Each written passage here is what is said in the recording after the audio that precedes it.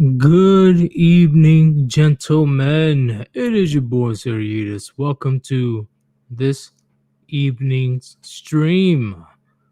And this stream today is, I won't say controversial, but honestly, I think we're heading down this road. Is class warfare the end game of the West? Is that how the Western civilizations? Is that how they're going to fall? But the U.S., yeah, I'm gonna include Canada and Western Europe. Is that how Western civilization is going to not be in the position of power anymore? Who knows? But let me see who's in the chat right now. Aerodynamic just hit the gym. What are you working on, bro? What's going on, Dark Blade, Super Turbo Deck Shark, G-Man, August Lion, Frost, MGTOW Forever? All you guys, what's going on? Love thy Lord was good. ZK Studios, of course. Welcome back. Welcome back to the stream. Kono McCracken. So as long the media controls the minds of the public, then divide and conquer will always be the tool. Well, I can't disagree with you with that one. I completely agree. What's going on, Sai? Am I missing anybody else? What's going on, Garrett? Scatter thoughts. Big Lebowski. What's going on, man? Fun fact, I think he is the voice of Mr. Krabs from SpongeBob. I'm pretty sure that's his voice. August Lion was good. Chidden Chaz, he says, yo, sorry, I didn't know you were live right now, too. And bro, it's all good. Go ahead and go live if you're gonna go live, man.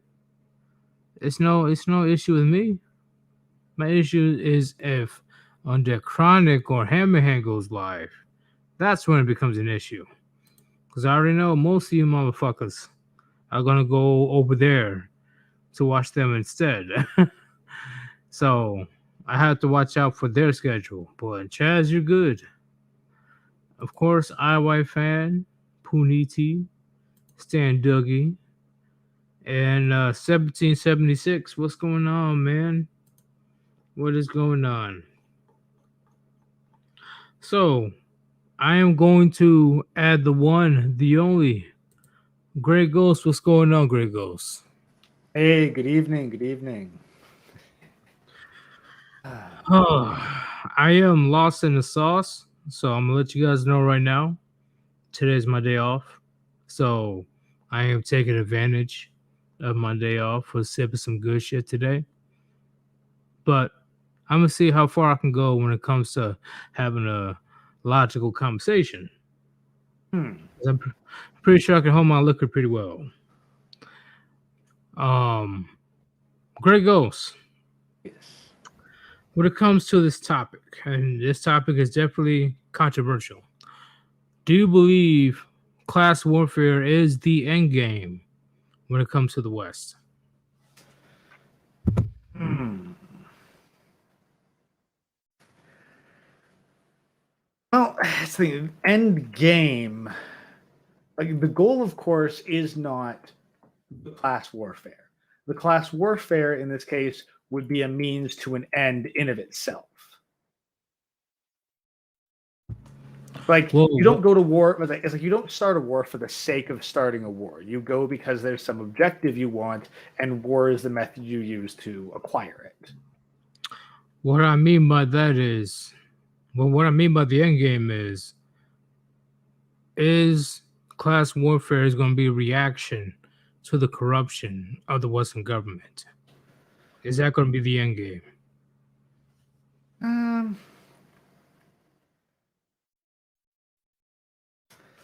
well, hmm. Let me ask you this: would you define MGTOW philosophy as class warfare? Personally, no. I wouldn't classify MGTOW as class warfare because class warfare strictly implies uh economic reasons in the sense of okay. Let me backtrack. When you put it that way, when you implement MGTOW will definitely be a causation, will be a factor in the class warfare.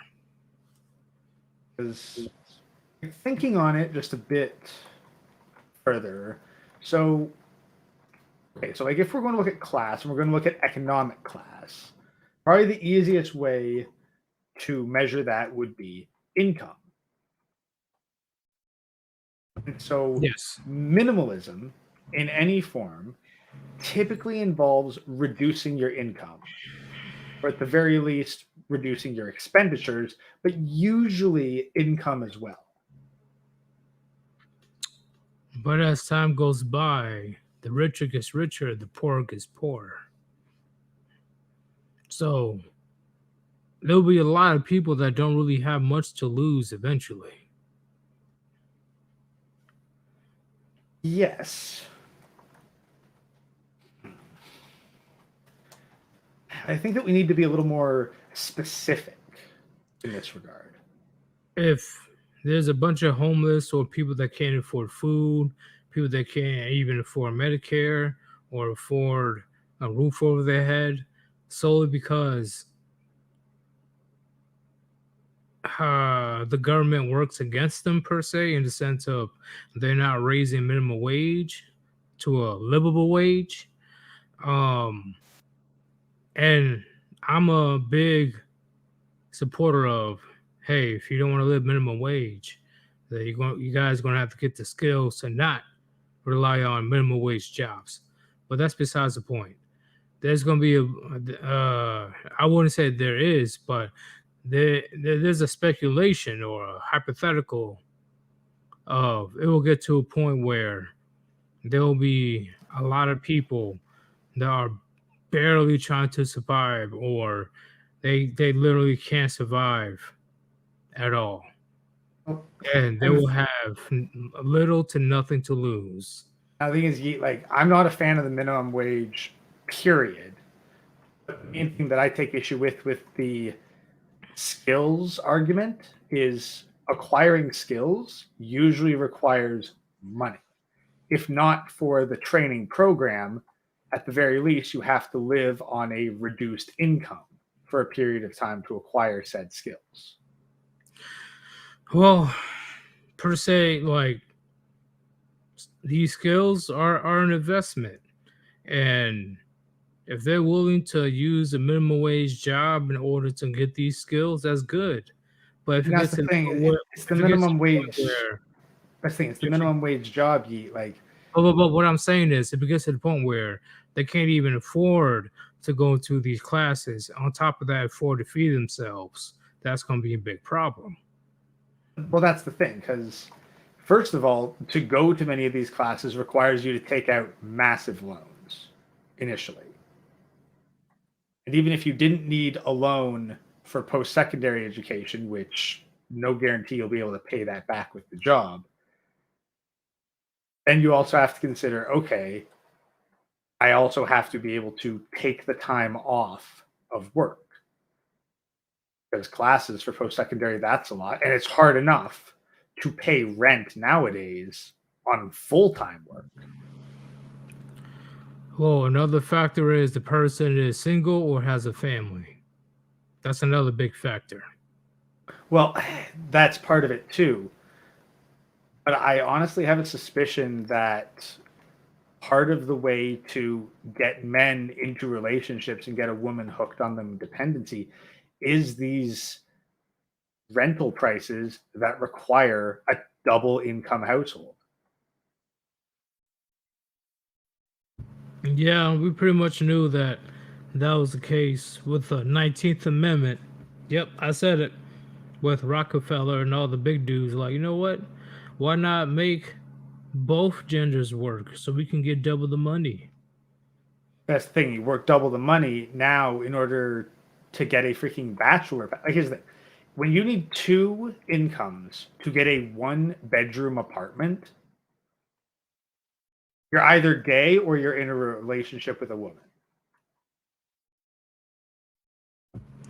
Yeah, pretty much. That's definitely the perception because a lot of guys they can afford to have their own apartment if they're single. And considering that young women are typically the ones that make a lot more money in the like when they are younger, which is when men aren't making a lot of money.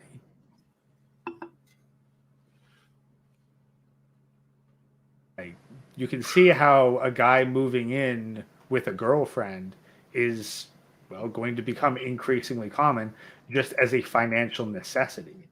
And then it's not that hard to think, hey, this is going to be where it moves on to building a family, and then you're absolutely stuck with that one woman. Okay.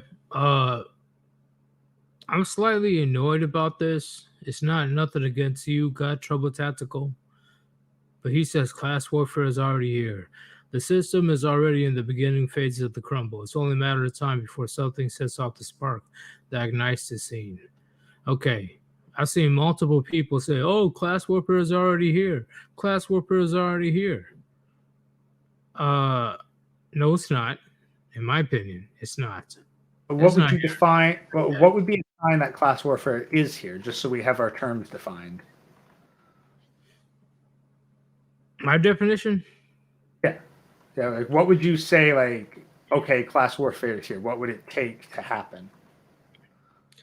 the poor gets poorer, the richest gets richer, such as Pelosi goes to Taiwan for this secret fucking deal where she somehow, some way gets millions of dollars Okay, by taking shit definition, from if Taiwan. that's the requirement, that is already happening. Right? Well, what I'm saying is, uh, how do I explain it? Tactical. Once again, it's nothing against you, but I'm saying once it reaches climax, the climax is not even close to we're What not even what close is to what the is the climax. climax? Are you talking like actual violence, like actual class riots? Yes, war. Okay, Yes, violence. war as I think war is not going to be the same as a military war. Like, it's going to be Oh, more it could like be an unconventional war. Yeah, I it's still going to prove my be point. it's going to be the quote unquote. So you're saying that it's not class warfare until some property is on fire and some bodies hit the floor. No, it will be unconventional warfare. Okay, what kind of unconventional warfare then? Well, conventional warfare tends to be with established military front with insignias, with military uniforms. You can establish who's in the military or not. Unconventional, you don't know who's capable of violence or not. You don't know whatsoever. They're going to be wearing civilians just like us, civilian uniforms. But people are going to be so sick of the system that they're getting screwed over. There's going to be people like, you know what? Fuck it. Fuck it. I am going to be doing some damage in order So, to take down the system. so wouldn't Antifa qualify? What do you mean? Antifa is exactly that. They're a bunch of normal plainclothes people, and then they just dress up in black and burn, loot, murder. They're a bunch of babies. Yeah, but They, they're they, still they, they, they doing don't they they're don't count doing in the my thing. opinion. They They're don't count in my doing the opinion. They requirements. still they still get benefits from the same thing that they bitch about. I'm talking Well, about when it gets to the point where shit gets crazy that the poor they can't eat, they can't get a house, they can't afford to take care of their families. That's when it gets to that point. These Antifa fucks that came from the suburbs, they didn't do shit. They don't suffer shit. no, but they are doing the things. It's stupid. Antifa is stupid as fuck. I wouldn't But they're even still count them in this conversation. but they're still doing it. So are you saying like when But they're still non benefiting from the system that yeah, that's that's happening because right now. Yes, they're paid by the government and funded by the government to do the thing. They're still doing the thing. Huh? But the difference is, what I'm saying is, the end game when it comes to class warfare, the people in poverty slash middle class, they won't have a choice. They're gonna be some very angry individuals. Antifa, they're just some fucking Facebook, Instagram Okay, fucks well, what about the trying to do this for non-Antifa clout. people that? What about the non-Antifa people that organize raids on Foot Locker? What about them? What do you mean? Like people using like Discord and Twitter to organize points where a large number of them run into a retail store like a Foot Locker, They're take just serial everything. criminals. When I'm saying at Difference. that point, what's criminal or not will not matter. The climax I'm talking about, it won't matter. It won't. So, like, what does like that's the thing. Like, here's the thing. Like, you give the requirements, but then when I bring up a point, you're like, well, no, that doesn't count. Well, what Like, I'm so saying, so what you're saying is honest, hardworking people have to do what Antifa and criminals are currently doing. Then it's class warfare. yes, right now at this point, Antifa or motherfuckers that want to organize to loot Foot Locker. No, I'm talking about climax where they're trying to find something to eat. They're trying to find some type of shit where, like, they don't feel secure anymore. Antifa and these fucks that's trying to rob Foot Locker, they're secure as fuck right now. Right? So it's not the actions; it's about who does the actions. In my opinion, yes. In my opinion, yes. Because Antifa and the people that want to rob a place, they don't have to worry about whether they can eat or sleep somewhere. Okay, now, here's the question, Yeet. What's up? When it gets to that point, like that kind of conflict, that's not going to last very long. Like that's going to Okay. last at most a week. Are you saying that the government will give in or the government will be taken over? What's No, up? I mean that these people are going to start starving. But you know how Like desperate starving people will be. when the average person is so desperate that they are robbing grocery stores, it's just going to be instant zombie apocalypse. The food, like Yeah, but what I'm saying is, the supply chains will stop. Everything is going to stop, and you're going to have martial law enacted immediately. you know how desperate starving people can get. Yes, but the instant that it gets to that point, because that's the thing, you're talking the average person does this. In my This is opinion, going if to it gets be to the that people point, who, yes. okay, but think about who the average person is in this scenario. If you're robbing your local grocery store, guess what? That's also the people who work at the grocery store. Who's going to restock the shelves when it's under assault? Nobody. Exactly. So how long do you think that's sustainable? It won't be that long. A week. So who is going to, how you say, come out of this class warfare as victorious? Is it going to be like a Hunger Games, or Oh, it's going to be the government. You're going to get massive depopulation and then a martial law crackdown. Whoever has, like, you might get pockets of local warlords, but so long as the paramilitary force remains, if you have some semblance of a military to go in and forcibly enact law, then that's who's going to win. The people with the most guns. And if this is only a 1 week conflict, because everyone's going to be too busy starving to death to organize anything on a grander scale, Like no, like at that point, it's over. That's not even a war. That is just the Well, collapse.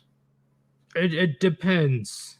It really depends because there's more guns in the there's more guns in America than people. So it truly depends. Okay, yes, but there isn't military level organization spread out. I'm not worried about the dude who's 300 pounds, sit on his couch all day watching Fox News, and is just waiting for the day when they can take back America. Now, I ain't worried about that guy. I don't Well, care you know if there's there's a million of that guy. I can get away from that guy just by being outside of his visual radius. That guy's well of no you know consequence. there's veterans, right? Hey, yeah, A shit ton of veterans. so long as unless those if those veterans are obese and on their couch, it doesn't matter. Well, I see what you're saying, but definitely not all of us are beasts.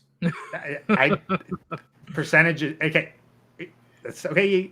I'll buy that. Yeah, not all of them. What percentage are we talking about? I don't know the percentage. Are we I okay? honestly don't know. Just give me a ballpark.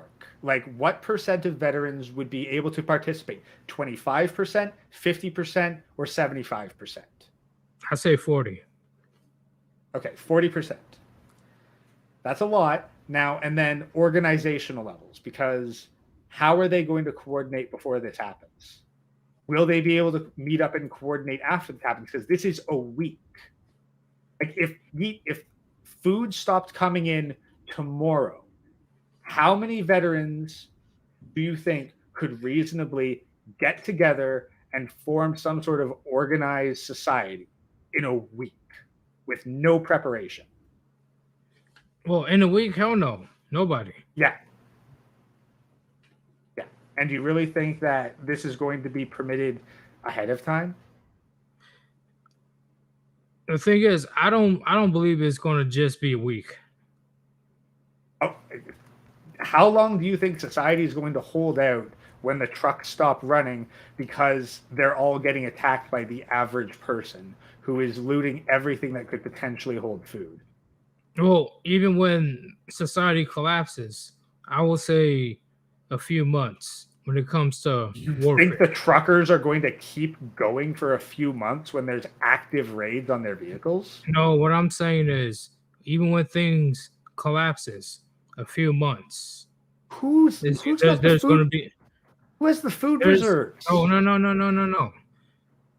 A few months, there's going to be warfare. I would say 2 3 months. There will be warfare. Over what? Yeet. Like cities have at most 5 days worth of food. Whoever is the biggest dog around, they're going to take over some land and start anew You mean start because the growing United States is crops? gone. Start growing crops? If they're able to convince, manipulate, or force farmers to create crops, yeah. Ah, but that's the thing. No, like again, no prep time. Trucks have stopped running. Every store in the area is being looted. All like immediately. Like there are like all the shelves are empty. Any shelf that has something on it is a target. I know Like shit there ton of is people no are going food. to Like die. yeah, like mass, I'm just mass saying when death. it comes to warfare, If you're talking because about maybe like there's a shit rebels, ton of veterans that knows how to do SEER training, which is hey, pretty much survival training. hey, groups of rebels holding out in the middle of the woods. Like if you're talking months of like guerrilla warfare, sure. What's that going to do? Without any foreign interference, then they will just be treated as a nuisance or picked off piece by piece. Once again, once a person that's able to establish his position as top dog, he'll be able to take a piece of the land. And When then shit, get struck and then get taken out by a drone.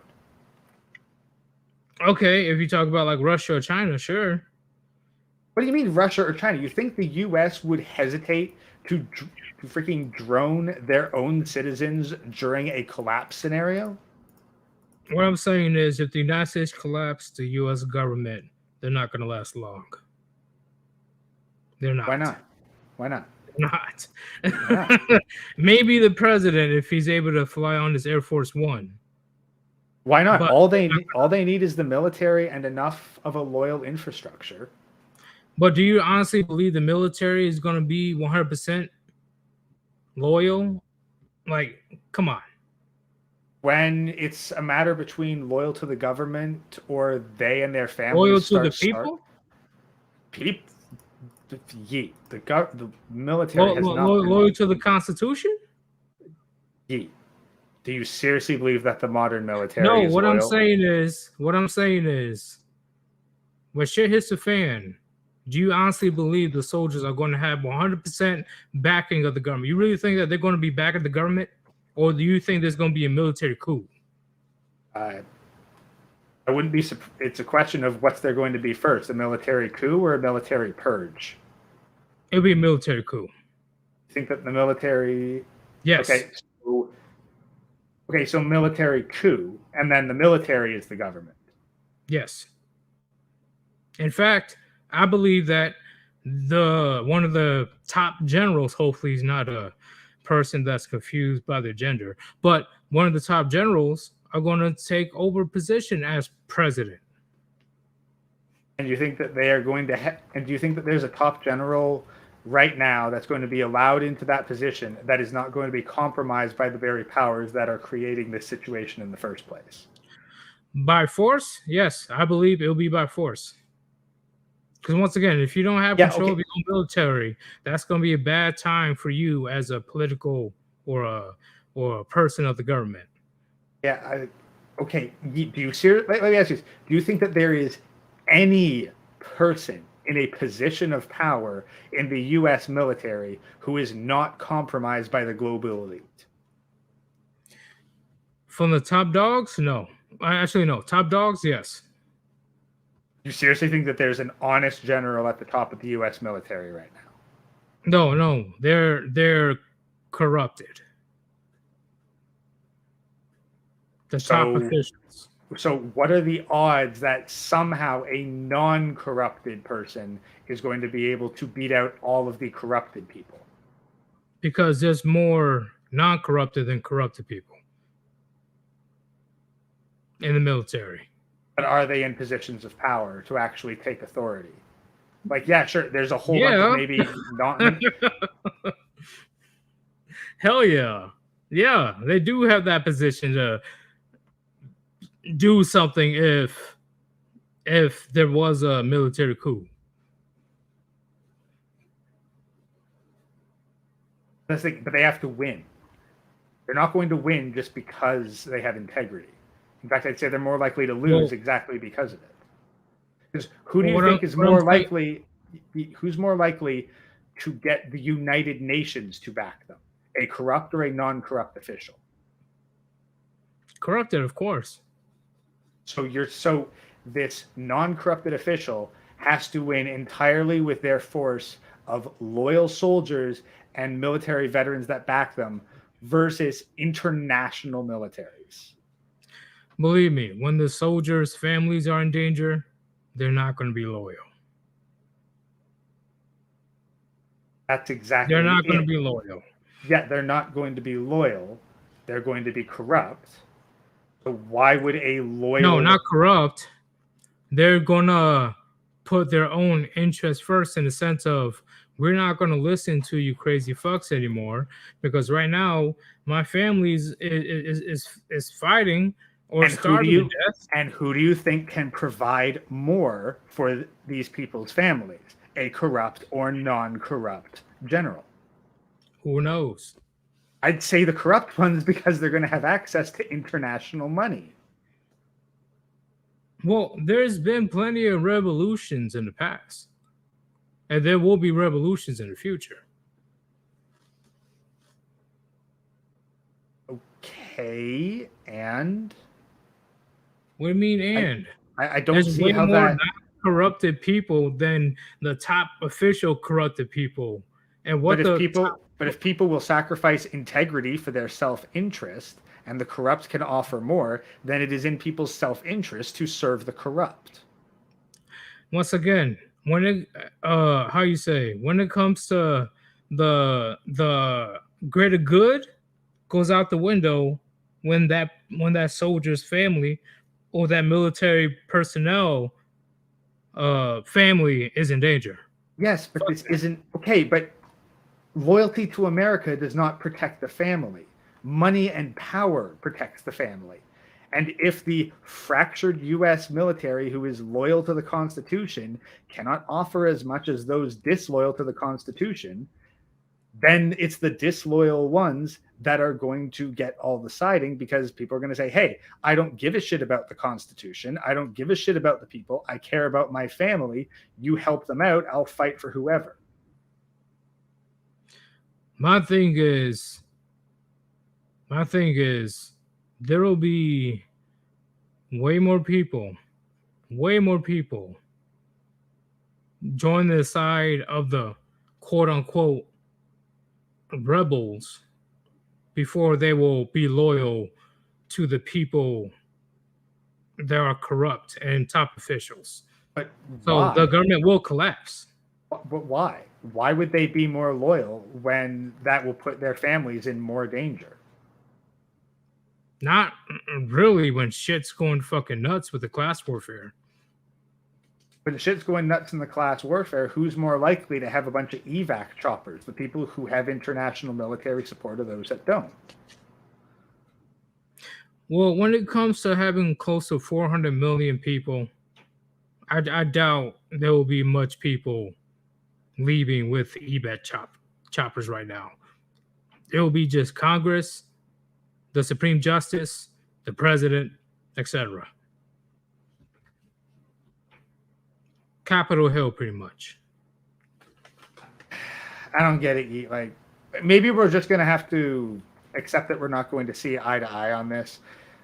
Like, Chad can judge, but personally, I think that you're not going to get an empowered military force loyal to the people of the United States.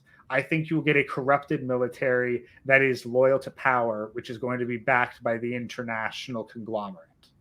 That's Well, my that's the difference because unfortunately for them, hypothetically, let's say if this happens tomorrow, there's a shit ton of people that can fight back. It's not going to end well. Remember, less than 1% of the fucking military, less than 1% of the fucking of the United States is military. Less than 1% is the military. It's not going to end well for them. yeah, but If shit happens, everyone's going to be starving though. that's going to make people even more aggressive. Yeah, they're going to get aggressive, but guess what? Aggression does not stave off hunger. I don't care how pissed off you are. You like too angry to die is a meme. Starvation's going to make you start submitting pretty bloody fast.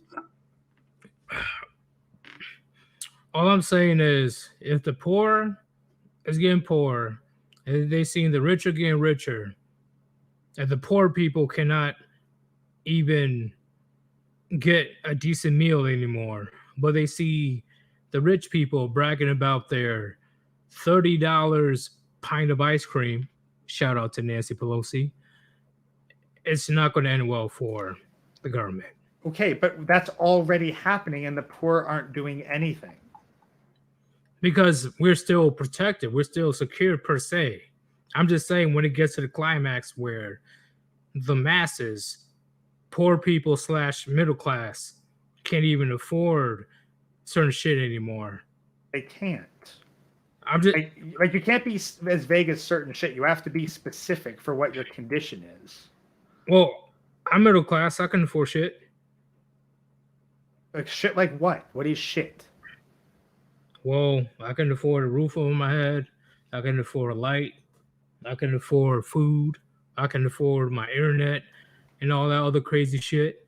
But what I'm saying is, once it gets to a point where even I can't even do anything about it, there's going to be a lot of angry people. Okay, the middle class shrinks. So people in your position this year, there's fewer people in your position every single year. So do you believe that there won't be a lot of angry people if it gets to that point? there's a lot of there's a lot of angry people, but it's just a question of what's the snapping point? Because right now it's the frog in boiling water.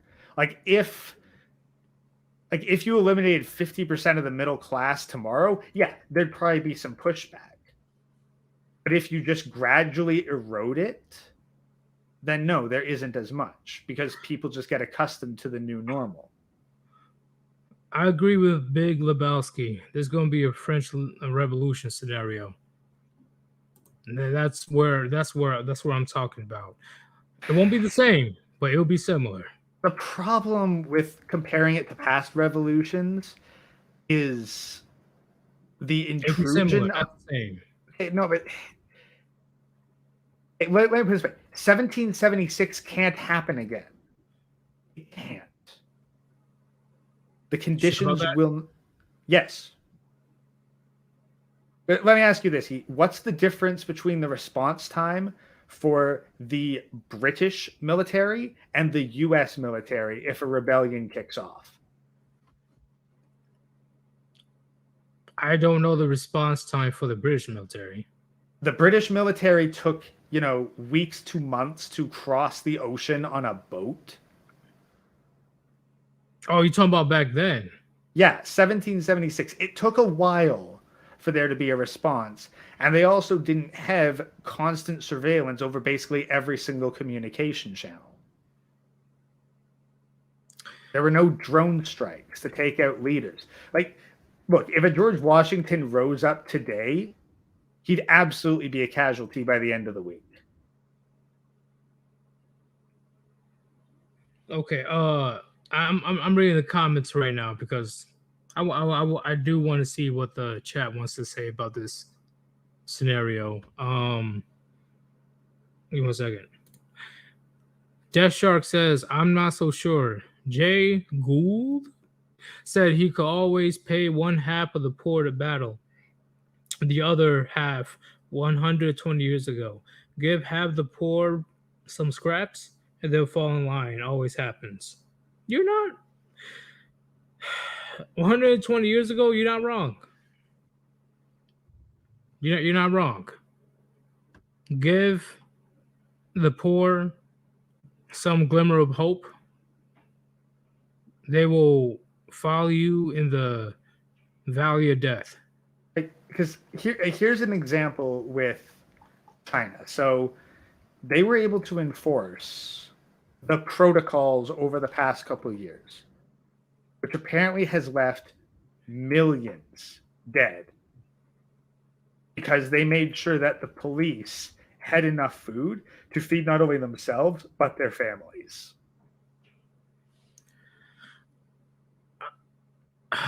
What do you mean by the last couple of years? Are you talking about 2020? I'm talking about the 2019 and ongoing medical situation.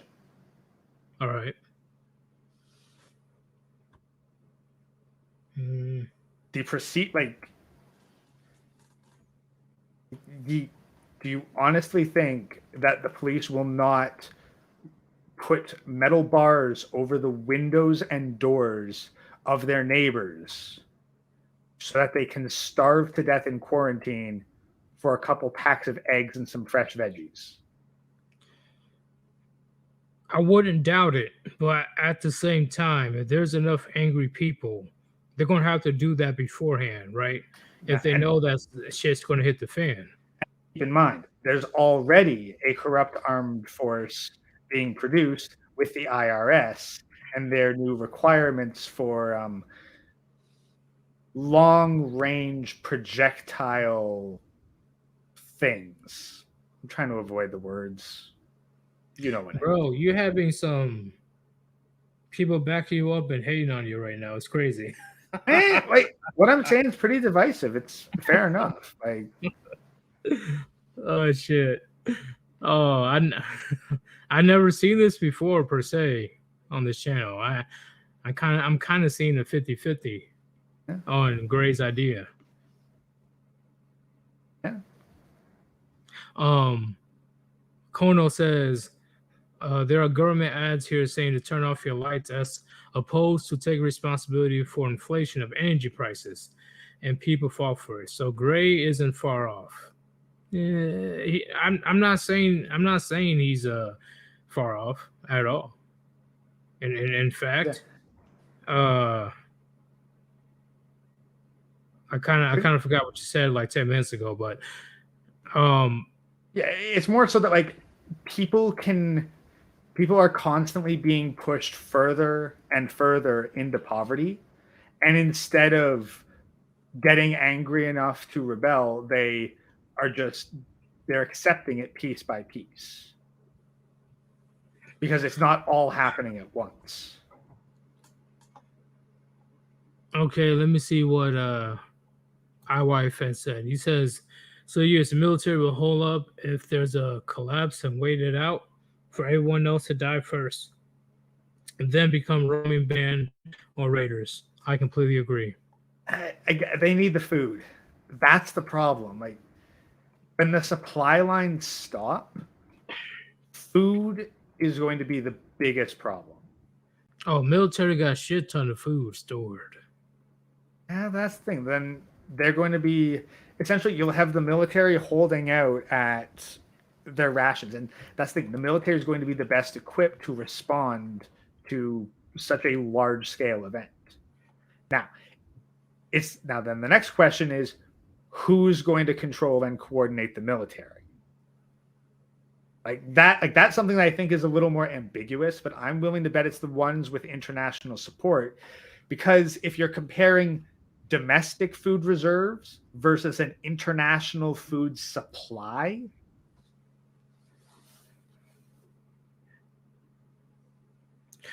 Well,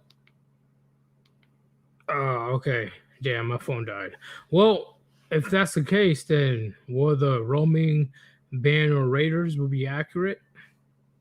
I think that roaming bands of raiders will probably apply a lot more towards the central United States, but coastal is going to be more so holding the ports and the port cities to receive international supplies. Okay, let me bring up this comment. He says, I understand Gray, but it's not possible to have an Afghan situation where America will have more tech. Yeah, and a shit ton more guns and firepower. That's what I'm That trying to is say. so. All right, so we're talking, yeah, okay, an Afghan situation. I can see that. I can see that. However, the effectiveness is where it gets into question.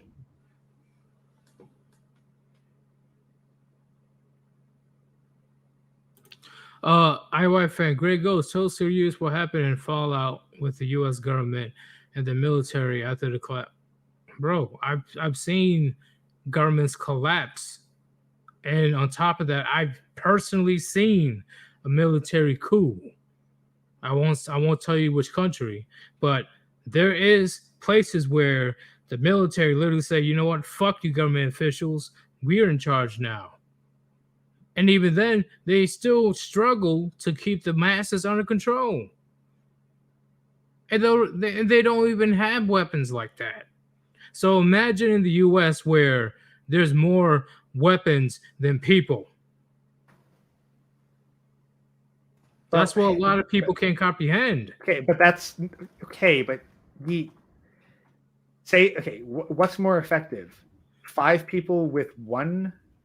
I'm going to just say it because it's been said. We have to Five worry people, more about the military than the government officials. like five people with one gun or one person with five guns. Who wins? What'd you say? Five people with one gun each, or one person with five guns. Who wins? Five people with one gun.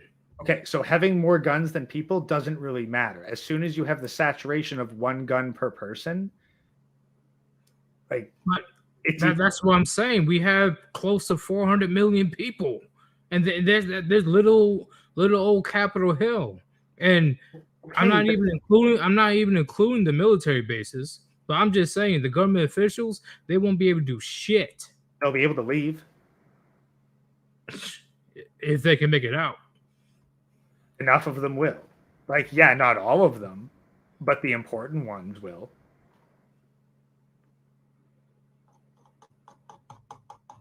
All right, here we go. Uh, I'm just saying this. There's a reason why.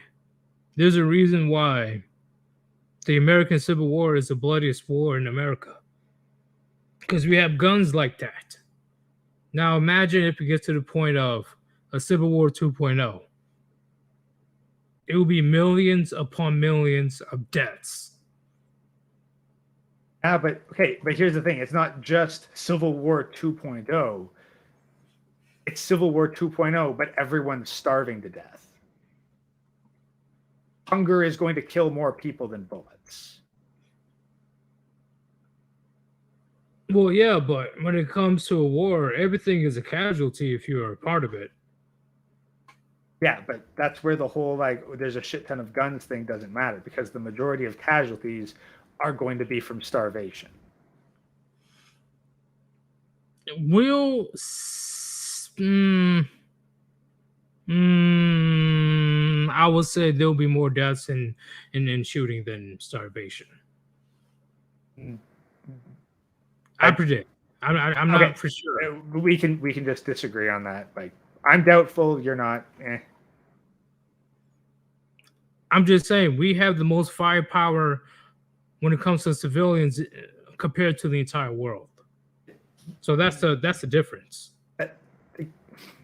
I I'm not disagreeing with that. I just don't think that that changes anything. Well, I'm saying that's what I predict. I'm not saying there won't be starvations or a lot of death from starvations, but I will say the death from the warfare will be more than the starvation. I honestly think it's going to be more to the starvation because that's the thing. By preventing people from getting food, you can take out a much larger number of people with a far lower casualty rate for your side. Fair enough, but this will be a new situation since everybody has the capability of wielding a firearm and fending for themselves or try to push through to get some type of resources. Well, just because there is a firearm doesn't mean that every single U.S. citizen is going to have one. No, I'm saying they have the capability. They don't have the capability if they don't have it. No. What I'm saying is they have the capability because once again, there's a shit ton of weapons everywhere. You can argue with me about California or New York, but there's a shit ton of weapons everywhere. And somehow, some way, if people can find a way to get a weapon, they have a way more likely chance to force their way to get resources compared to other countries around the world. And why would the people who have the weapons already allow the ones who don't have them to get them? Because once again, they're not trained compared to the military, so that's going to be a problem. I'm pretty sure that your average gun shop owner who is going to be able to keep a whole bunch of lightly armed civilians out. Well, like I said before, when shit hits a fan, the laws per se it won't matter much. I'm not Unless talking about somebody I'm not talking about the laws. I'm talking about the dude putting a freaking 12 gauge to anyone who tries to take his property. like once again, it depends if he's for or against the situation. What do you mean for or against the situation? There's a bunch If of he's crazy. There's a for, bunch of like, crazed. hey, what's up? There's a bunch of crazed, starving people smashing at his door, trying to get access to his firearms. What do you mean for or against? It's a matter of if I let them in, first thing they're going to do is tear me to pieces. Second thing they're going to do is take all my property. Well, what I'm saying is, if they're trying to get weapons, is either he's going to defend his property to the death, or he's either like, hey, take as many weapons and ammo as possible. I would not arm a bunch of crazy people with weapons. See, that's the thing. You won't know who's crazy or not. I'm pretty sure that if they're, I'm pretty sure that in a collapse, okay, how many people does it take in order to take out a gun owner once he gives them a gun? One. Yeah, this is the whole poisoned M&M's thing here. So unfortunately, if you put it that way, the gun owner won't have a choice. He'll have to keep every single person off of the property for his own safety. He won't have a choice. Yeah. If you put it that way, Well, you his know. choice will either be get the fuck out of Dodge and abandon it, but he won't have the option of opening his doors and just handing them out wholesale. I see what you're saying. And chat, once again, this is just a conversation, okay? We're just having a would you call this a debate or a conversation? I'd say this is a I wouldn't say it's a debate because we don't really have a singular point. It's a conversation about a hypothetical situation. We may as well be discussing like what's the most likely scenario in a zombie apocalypse. Right. So, chat, don't take it the wrong way. You already know this is how we discuss if we have different ideals. You already know how it is. So, um, it's we'll get back to the gun owner after this one. Italian FIFA says New York and California, the homeless population will be the most violent without police force. Yeah, not I wrong there. agree. They're already violent now, and that's the thing that I'm going to talk about on Yiddish News tomorrow. Is the very same person that was pushing for defunding the police 3 years later, she's begging police to come back. Oh yeah. She's begging right now, chat, because the crime is so high right now. It's not even funny in San Francisco. But that's exactly the thing. We can jump off a little bit there for this scenario because it's just a more extreme version of it when this class warfare stuff pops off. Because what happens as the crime rate goes up? Businesses leave. It becomes harder and harder to find access to anything. You ain't wrong. Like I saw personally, I've seen a few videos of San Francisco, and it gets shitty, literally, Chad, literally. If you get my drift. Oh yeah. Freaking poop patrol. Poop Yeah, GPS. yeah. I was so shocked. I was like, "What the fuck? Are they literally just pooping on the side of the street or on the Yeah. sidewalk?" Oh yeah. And I looked it up, and it said, "Yeah, it's legal for people to start shitting on the sidewalk." And didn't Sleepy Joe endorse or supplied thousands of needles? Oh yeah. Yeah, they enable that stuff. Okay. Let's go to let's go back to the gun owner before we go to the next topic, because I think you're gonna have some good points on this topic. So the gun owner, I personally believe, yeah, well, like you said, if he doesn't get out of Dodge, he's just going to have to fight for his property to death.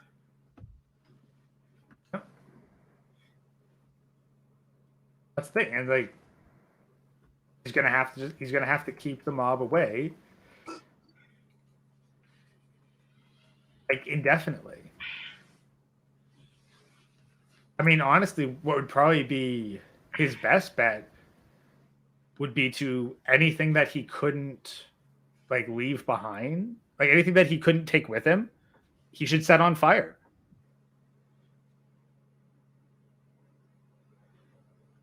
Or at least put as many weapons as possible in his duffel bag and get the fuck Well, that's out the of it. thing, like as much as he can take and Yeah. leave, but then set everything on fire. Because keep in mind, like leaving all those behind is much like leaving behind a whole bunch of tanks and guns and military vehicles in the Middle East. They're just going to be used against you later. That still pisses me off. Did I talk about that before? Did we talk about that before? I don't think we did we? About stuff being left in the Middle East, we probably touched on it a while back. Oh, yeah. It's been a while. I might even touch back on that in the future. Not gonna lie, because I'm still pissed off. No, but actually, I, IOI fans got a good point here. But yeah, power going out, because again, if we're in the point where the average citizen can't afford anything, there's probably going to be too many people starving to death to keep the lights on, to keep the infrastructure going. Apparently, there's already a whole bunch of power hubs being targeted as soft targets. So, like realistically, the power going out is probably going to be a huge part of this. I imagine I'm we'll probably have just something like rolling brownouts before it actually really kicks off. well. I'm just saying the government will go down with the people Oh yeah, that's the before thing. it gets to that point. The government going down, yes, but that doesn't mean that the politicians I'm who not denying 90% of the people will die from starvation. That okay, I agree. Eventually, it will happen, but beforehand, there's gonna be a shit ton of angry people mad at the very same system that said that they will protect them and make sure that yeah, they were safe.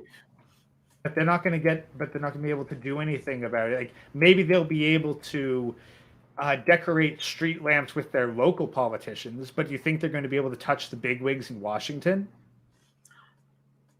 Because the People bigwigs, surrounding DC, yes, that if they're still in DC and they didn't hop a private jet across the ocean at the first sign of fuckery. fair enough. I agree. I agree with that one. Basically, like any politician capable of getting out of Dodge will be out of Dodge before the citizens enact retribution. The Art of Will says, does he believe in reparations? Fuck no. That shit is stupid. It's dumb. I'm not mad at you, the Art of Will. I'm just talking about reparations in general.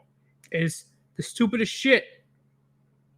Why would I hold a certain group of people accountable for what their ancestors did? They weren't alive. They weren't alive. And then I hear the argument, oh, but these group of people they're benefiting off of what their ancestors did. I'm like, I don't give a fuck. Do you think they chose that to happen? Like you honestly think that they're here when they're born saying, yeah, screw those dark millennium motherfuckers, screw those Eddie Murphys. No, no, it makes no sense to hold the young men and women, the Caucasians, accountable for something that the ancestors did 100 and is it 100 and something years ago? Yeah, 100 and something years ago when it comes to slavery. That shit is stupid. We could go even more in depth with like, because here's the thing: like, if it's going to be reparations, it ain't just okay. Like, keep in mind, the UK in particular went into a massive amount of debt, which they only recently paid off to end reparations. Like not to end reparations, to end slavery. So, like, if you want reparations, like okay, well, what about all that debt money? Does that count for absolutely nothing? And then you got to look at okay, who profited off of it? Because then you have to look across the ocean to Africa and be like, what about the ancestors of the people who sold the slaves? Are you going to seek reparations from them, or do they get a buy because of the melanin content?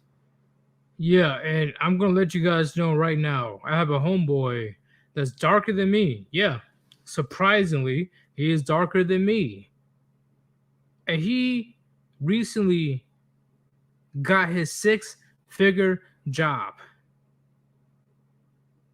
I was so proud of this motherfucker. I was so proud of him that he busted his ass. If you knew his story, he broke his fucking back to get to this point.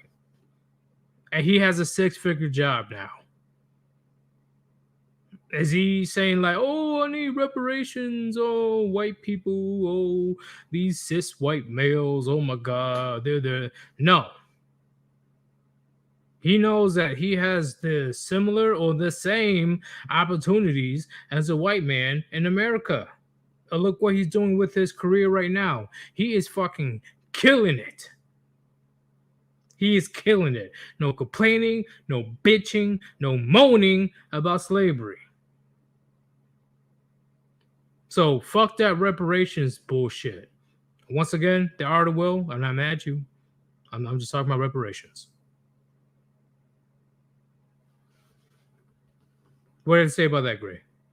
I don't like straight up. Like if we're gonna, I think if you're gonna get into reparations, like like honestly and sincerely, then like it's more than just the white people that by and large paid through taxation and inflation to end the bloody thing, and also a whole bunch of which died in the process of ending it. And then you'd also have to look at, hey, there's a discomforting What the fuck? number. That would be a Streamlabs notification. That can't be So me. I don't think I don't have that that open. that's you, ain't me. Well, what the fuck? I don't even have it. Yo, this shit's weird, bro. Streamlabs. Come on, bro. Okay. Uh, I'm pretty sure they're talking about this one. Hold up. The Art of Will sent me a generous donation. Thank you very much. He says, off topic, but what are your opinion? Okay, so he was trying to get attention on reparations. Okay, well, I hope that is not me. I'm not That's you. getting That's no, you, man. no, It ain't. no, no, no, no, no. Who? That can't be me. Fuck out of here. Hold up. It Oh has to be shit, it you. is me. What Yeah, the I'm not fuck? getting. I don't get the full sound. It has to be you.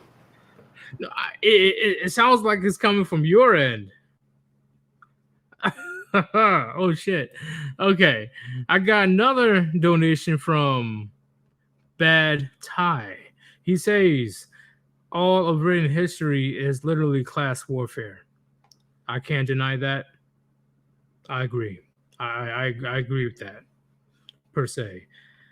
I know there's problems here or there that were the outliers of why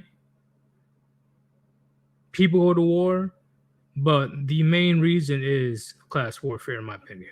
What do you have to say about that, Gray? I don't know if I entirely agree that it was that like all conflict was class warfare. Like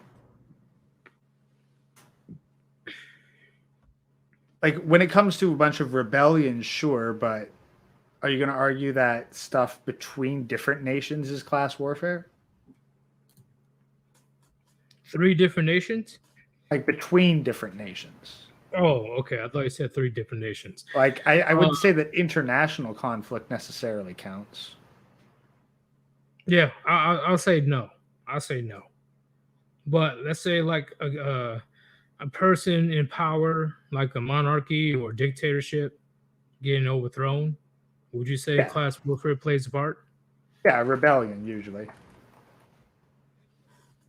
And I know we live in a different age, but like throughout human history, I would say more likely than not, war happened because of class warfare. In my opinion, like once again, if I have to do more research, I would. I would. I Like don't know again, every war. like, because okay, like let's look at high body count. World War I, World War II. Is that class warfare? No, it's Warring states era in Japan, when you had a whole bunch of different factions within the same country fighting for dominance. Is that class warfare?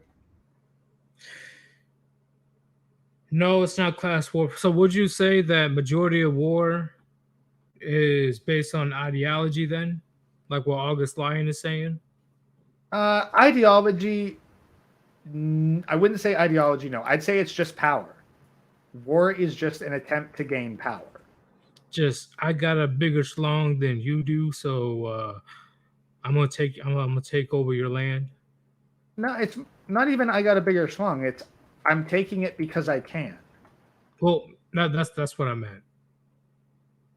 Like most That's guys what I know, meant. it's like I've got like I have military power and I have enough people willing to fight and die to back me up on this. Well, let's not forget about the outlier chat, where there was this king that waged war on Neptune. So he had his soldiers fight the sea. Yes, Well, there were yeah, well, there's soldiers stabbing the sea. crazy. Yeah, insane people can get into power. Like that's not exactly. We literally have. Okay, is that any? I would say that's honestly less crazy than the war on poverty. That's true. I agree. Um, I was going to ask you something. What was I going to ask? Hold on, give me 1 second, just to make sure that I'm not forgetting anything. Okay, I'm good. Um, so are you knowledgeable with the how the U.S. government process works? Like at least the basics. Vaguely, like very vaguely. Okay, so I had a very long conversation with a friend of mine that's liberal, and I consider myself a conservative. Remember, Chad, just because somebody has a different point of view of how the world works doesn't mean that you have to be a bitch about it. Okay. Me and this friend of mine, we're still cool to this day, and we butt heads more often than not when it comes to politics. When it comes to the United States government, Gray, would you say cutting off all corporations from the government would be a plus? Simple answer is yes. How so? Based on your knowledge. Like corporate financing of politicians is essentially inevitably going to lead to corruption. I no real doubt about that, and because it's by and large bribery. And you're going to have You talking about the lobbyists? yeah, lobbyists are definitely part. Now, at the same time, though, if there is no corporate voice in the government, don't necessarily know if that would be an altogether good thing, because if the government does not represent the business, because like let's look at it this way. So yes, you have very much the current problem of government where they're only representing the mega corporations of a business. That is very much at the expense of the smaller businesses. And you need businesses to function to have a functional economy. Okay. How,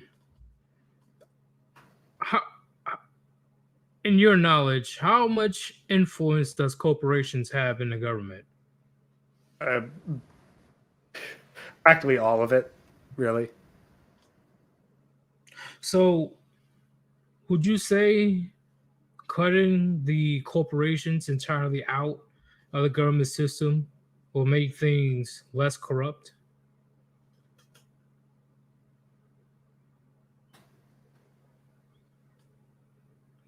I'm The gonna corruption say won't. I say I'm thinking I say I'm trying to think like is there a way I could say no to this? I'm thinking that the answer kind of has to be would it make it less corrupt? I think that anything that gets money out of politics, period, makes it less corrupt. Would you say the fact that politicians, if they have to actually go out there and act like work their butt off to get any type of donations from the people, that will make things less corrupt? And instead of getting a Here's the thing. I'm actually going to say no, well, because here would be the reason. Because what's going to happen is, instead of the corporations going directly to the government with their requests, is they will instead use those finances to influence the population to vote in a way that favors the government. but would it be way more difficult for them to get finances from the people than from the corporations? How do you draw the line between the two? Well, if you completely cut the corporations out. Okay, but how do you cut out the corporations without cutting out the Oh, individuals within the corporations? the corporations can pay you real good. Okay, Very good. but what if you switch that from the corporations then give like their CEO or something, or one of their particular executives, a insanely huge pay raise, and that insanely huge pay raise just happens to correlate to that private individual's donations to government?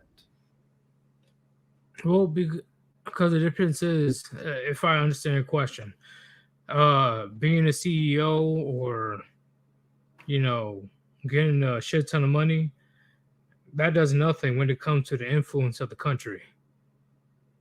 Well, no, but like you're asking, like if we're taking the money out of the corporations and saying only private citizens, I was saying that what's going to happen is the corporations are basically just going to start laundering money through private citizens. Yeah, but would it be as effective than paying the politicians directly? Oh, it would definitely be more of a pain in the ass. Like it'd be more difficult, but it's not like it's necessarily solving the problem. It's just making the process more complicated. Okay, okay. Um, Because effectively, what you kind of have now is almost the reverse of that, where a person's private interests are laundered through corporations.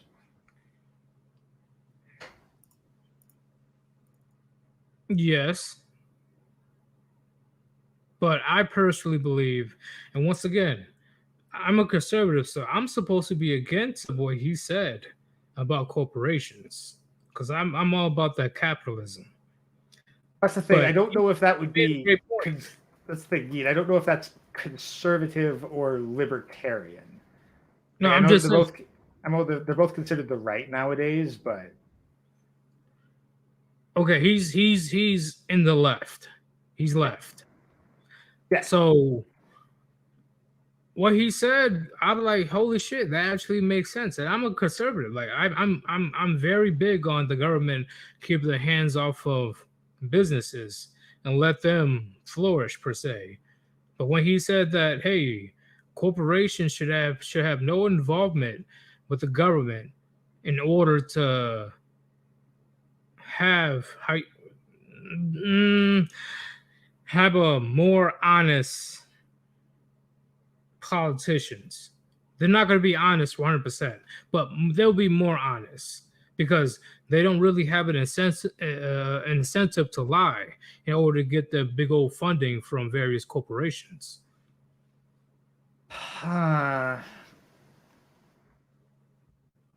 Do they lie to get money from corporations, though? Yes, they push a narrative, but that's why the lobbyists exist. You But the know, politicians don't need to. Why would the they do. politicians? Okay, the thing is, if a politician lies, then they are found out about lying, then their campaign money goes away. But that's the thing. Their campaign money is mainly from corporations.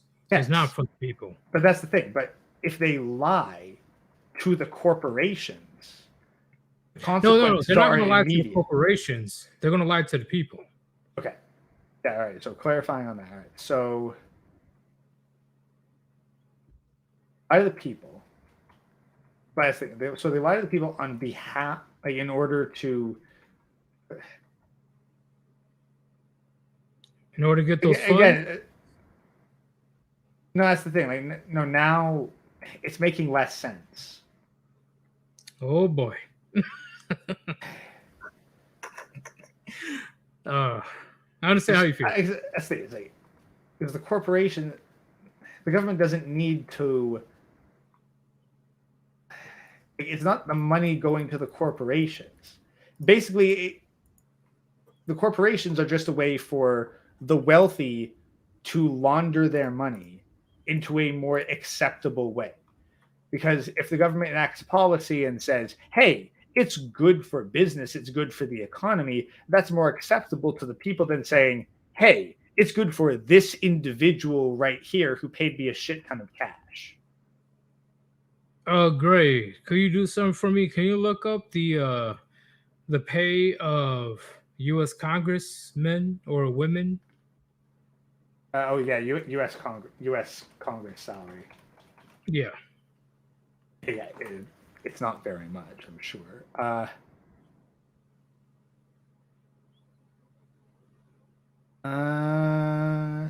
Rank and file legislators 174,000. So people that are living on $174,000 a year, which is not bad, six-figure salary, way higher than 100,000. How Yeah. the fuck are they able to afford various supercars and uh, a few mansions? That would be largely due to stuff like insider trading and private deals. Because here's the thing: yeah, you get them out in terms of the base donations, sure. Um, but then what happens when a corporation gives a tip to a member of Congress who just happens to have a family member that has a whole lot of investment saying, hey, yeah, we're about to announce something that's going to absolutely tank this stock, so you better dump it now. Okay, I can't believe I'm siding with Sleepy Joe on this one. But you know the infrastructure bill? Shoot. Okay. Yeah. Well, he's trying to put in 4 trillion, I think it was. Was it 4 trillion? Yeah. I think it's around 4 trillion. Do you know why it's going so slow like a snail to get that process to get that approved?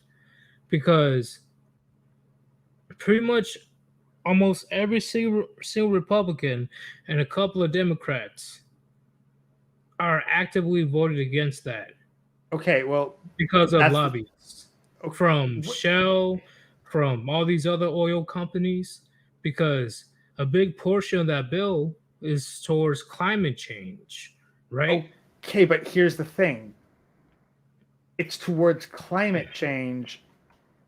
But do you honestly think that climate change is sincerely for the betterment of the planet, or do you just think that it is money laundering I do through not give China? two shits about the climate change. Not I don't care about that. But what I'm saying is these mega corporations that makes trillions a year off of fossil fuel, they're fighting tooth and nail in order to not get that bill approved or passed because they could eventually go out of business if that's approved. That's why the they won't. lobbyists. They won't. They won't. Well, that's what I'm saying. It's a so let's say if this bill is approved, it's a very slow process in order to switch everything to No, alternative or the majority of the power is alternative fuel. it's It's not geek. Do you have any idea how ineffective all of that stuff is? I understand that, but what I'm saying is that's the reason why all these major companies they don't give a fuck how ineffective it is or not. The fact that No, it what they're takes seeing, what they're seeing is $4 trillion in printed money that is going to make inflation worse. That money will not be well, recouped. That money is not going to be a profit. That is going to put out inflation. I mean, like for frick's sake, that's basically like saying it's bad that people are arguing against sending billions of dollars to Ukraine. Like, if Shell was against sending billions to Ukraine, would you say that Shell is in the wrong? No, I'm talking about the infrastructure bill, But the infrastructure which bill is going towards climate initiatives, which is money I know which laundering for will have Biden them and his lose cronies. money. It's They don't they're want that. not That's why there's a shit ton of lobbyists right now. they're not going no, Fighting but tooth they're and not nail. no, that's the thing. Like, they're not going to, like, will they lose a bit of money? Yeah, through inflation. Not because these things are going to replace it. Like, how many of these electric vehicles are requiring people to tow literal gas powered generators along just to keep them going? I'm pretty sure the big corporation made mad money off of inflation. The big oil corporations made mad money off of inflation. How did they make mad money off of inflation? Well, I don't know how it is in Canada, but the United States, they raised the gas prices so high, it's not even fucking funny. Back in 2022, Well, yeah, but guess they what? made mad money. They did not have to raise the price, but they're like, you know what? Let's They go didn't have to raise. They skyrocket didn't that have. shit. What do you mean they didn't have to raise the price? It's inflation. What I'm The saying dollar is, value is going down, so the price of stuff goes up. That's how inflation works. I understand how it works. I'm saying that the fact that they went to infinity and beyond with the prices, it was fucked up. It was out of control. And in fact, how expensive gas was back in 2022, they did not have to raise it in that standard. Like, I heard my brother, he had to pay around $12 or $13 of gas down in California. Yeah. They didn't have to, but they wanted to, because that was mad money. It's supply and demand. No, they took advantage of inflation. Of course, they raised the prices. No, great. Of course, they raised the prices, but they raised it way above where it should be. Yeah, I'm not saying they. I'm not saying they didn't gouge. And but keep in mind, you got. Did you see the one video chronic where there's this chick, like, she is literally washing her car in gasoline?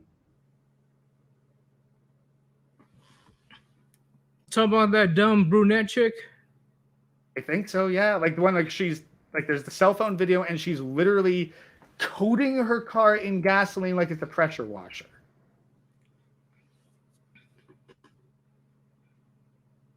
Chat, you gotta understand where I'm at. If I had to go from $3 to $6, pretty much overnight in 2022, they're taking advantage of inflation. Are taking advantage of panic buying because people are buying it at, and say, like, you can see people putting gasoline in freaking grocery bags, putting them in open air containers and popping them in their trunk. Is Yiddish trying to say that oil companies are charging inflation plus extra? Yeah. Of course. And I'm not saying that, how do I explain it? I'm not saying that they're wrong because it's capitalism. But holy shit, they definitely milked the fuck out of the inflation situation. Yeah, okay, but that does not mean that these companies are going to make mad money if the infrastructure bill causes additional inflation.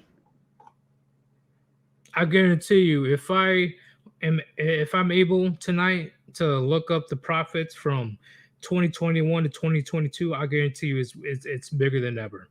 Yeah, but here's the thing. I'll look it up tonight. But this infrastructure bill, I'll guarantee you, it is not going to replace fossil fuels. It is not going to drive these companies out of business. The idea that Shell and Diesel and Petro-Canada and whatever, that they're all scared. What do you mean that actually happened? The lobbyists were fighting tooth and nail to make sure this infrastructure bill doesn't pass. Yes, they're doing that, but I'm not arguing that's what they're doing. I'm arguing the reason why they're doing it. So you're You're saying saying they're it's doing it because they're because of scared of it. inflation? I'm saying that they probably have reasons. Yeah, inflation would be part of it, but at the very least, they're not scared that they're going to die out and go bankrupt because all of a sudden people start driving electric vehicles. Because It's all of not even. these electric vehicles, solar panels, fucking wind turbines, whatever, all of them have the same thing in common.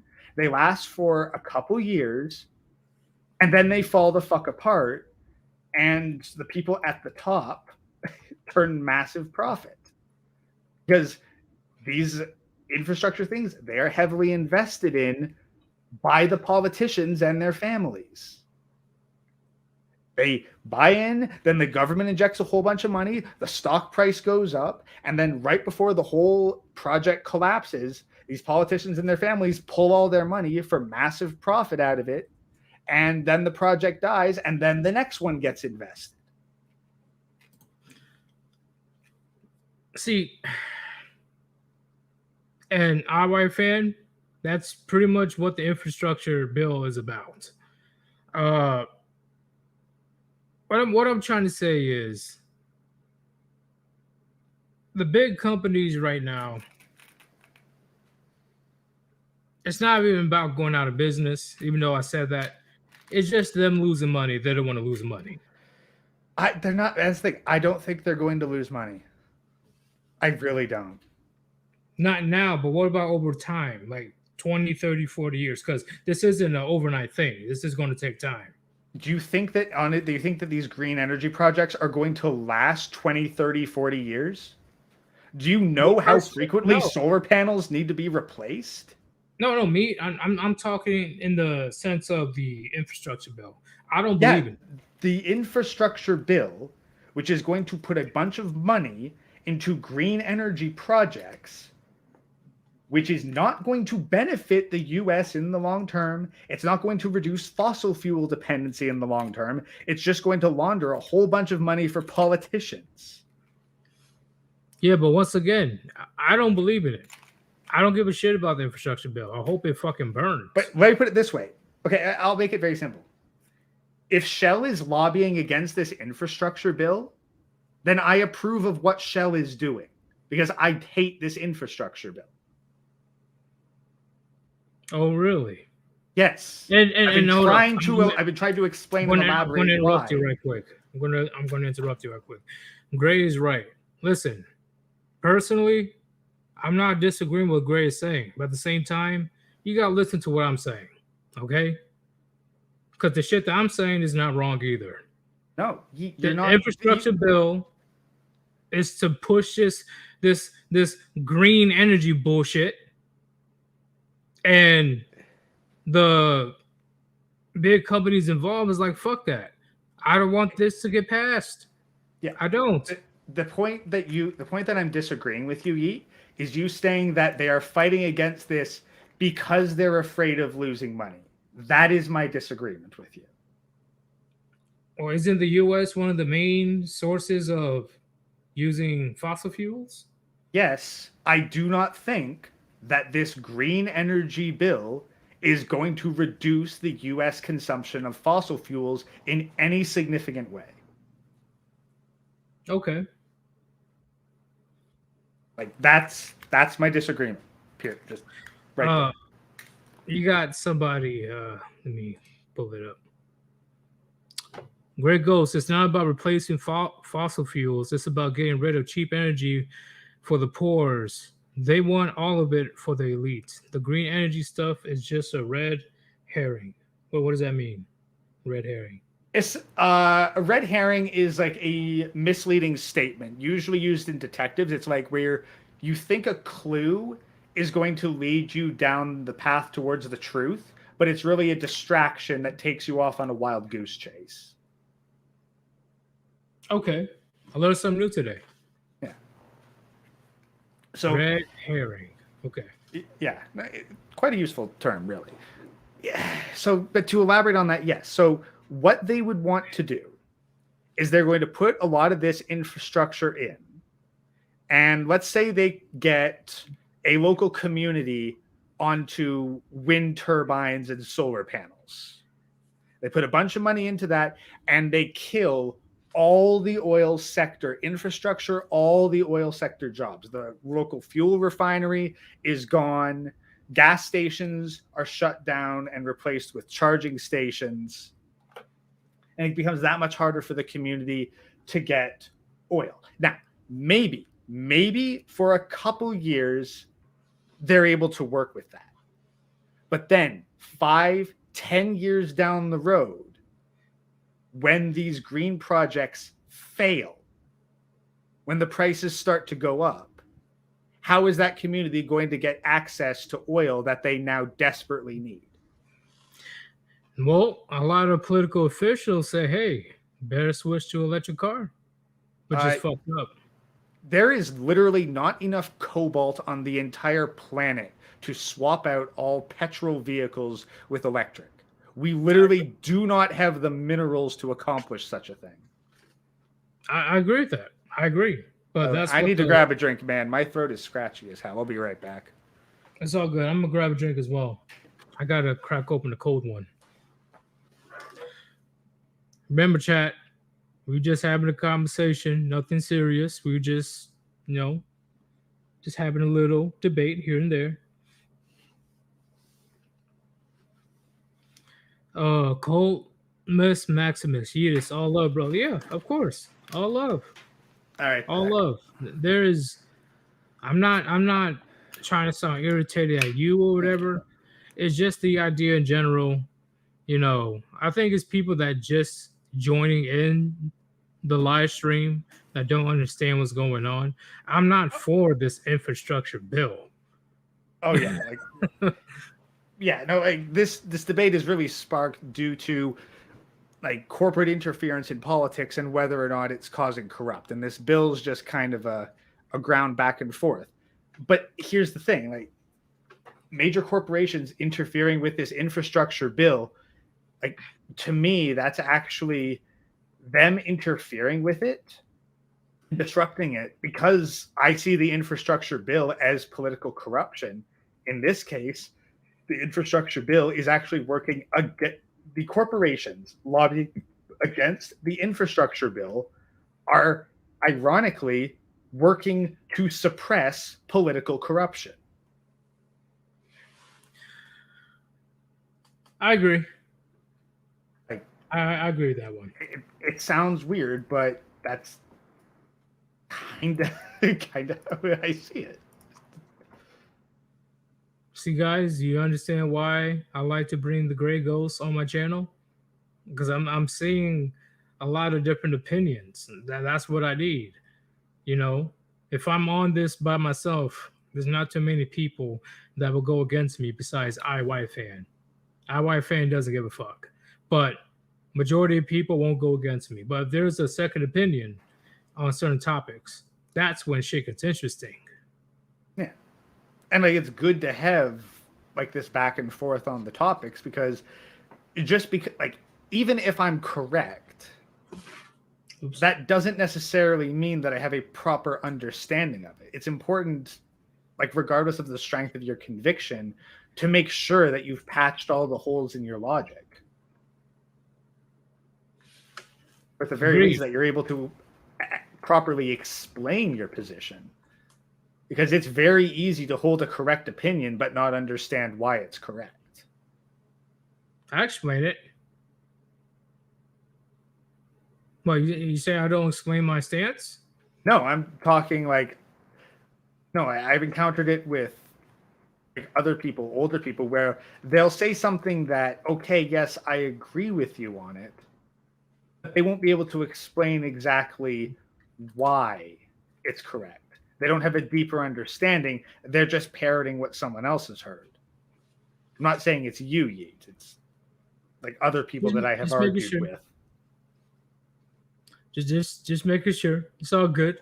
Um, here I'm gonna read this super chat right quick before we get to the next topic, which I believe it will be very interesting. I got another generous donation from The Art of Will. He says, "Thank you for your transparency." No, thank you for listening to me and my point of view and Gray's point of view as well, because that's what it's all about. That's it. That's literally my fucking channel. I want a group of men coming up to my channel in order to listen or actually have any type of input to various topics, because we can't do that in real life anymore, right? Because Oh I guess God, no. we're a fucking cult or something like that. Oh, it's as someone who holds cult meetings on a regular basis, yes. But no, I actually tried to have kind of discussion with like a coworker who was straight up advocating for communism, and I ended up having to explain to him some of the basic principles of thermodynamics. That that's what I'm talking about. That's what I'm talking about. And Gray is literally the best person. Like me and Gray, we're close in age, so that works as well. We have similar, how do you say, similar point of views when it comes to certain topics, so that works. But we're not the same. I think And we have similar perspectives on the world, I'd say, because we've grown up and seen large scale changes at approximately the same pace. agreed. And once again, you're not afraid to tell me that you disagree. That's the biggest thing. That is the biggest thing to be on my channel. If you disagree with what I have to say, don't be afraid to say it. I never had to tell you to say it. Off the bat, I remember the very first stream you did. Immediately, let's take it a step further. I'm like, what the fuck? But Gray says, not Gray. Garrett says, I think a better example to use points is telecom companies lobbying Congress to get rid of net neutrality in order to charge internet access, just like cable. I think that's a good example. Yeah, yeah. But Now, his example, at the same time, like part of me wonders, could there be a reasonable argument made against net neutrality?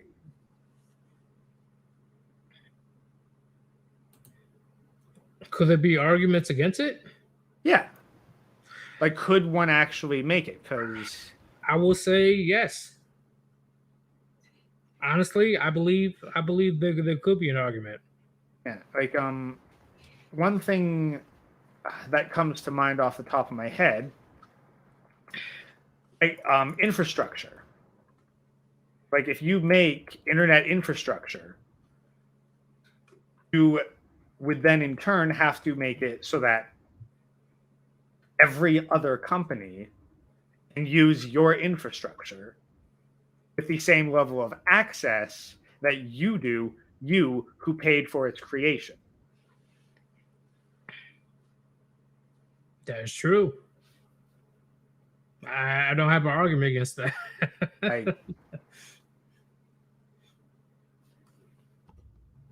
Let me bring this. He says, you really ought to have that live stream with Andre Chronic about accelerationism.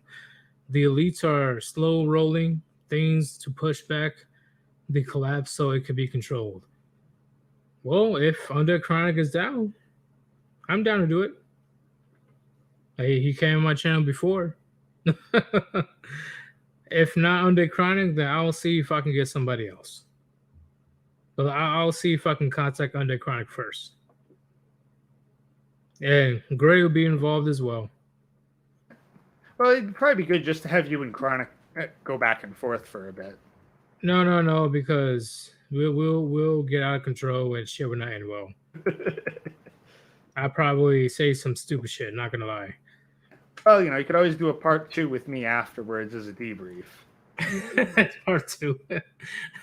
Well, Gray, this is probably the last stream I'm gonna do with you. Okay. But before I continue, I'm gonna do one last show. I only did this is my second show. I think that's a record. If you want to support your boy Siri Udis, there's a link on top of the chat. Cash App slash Sir.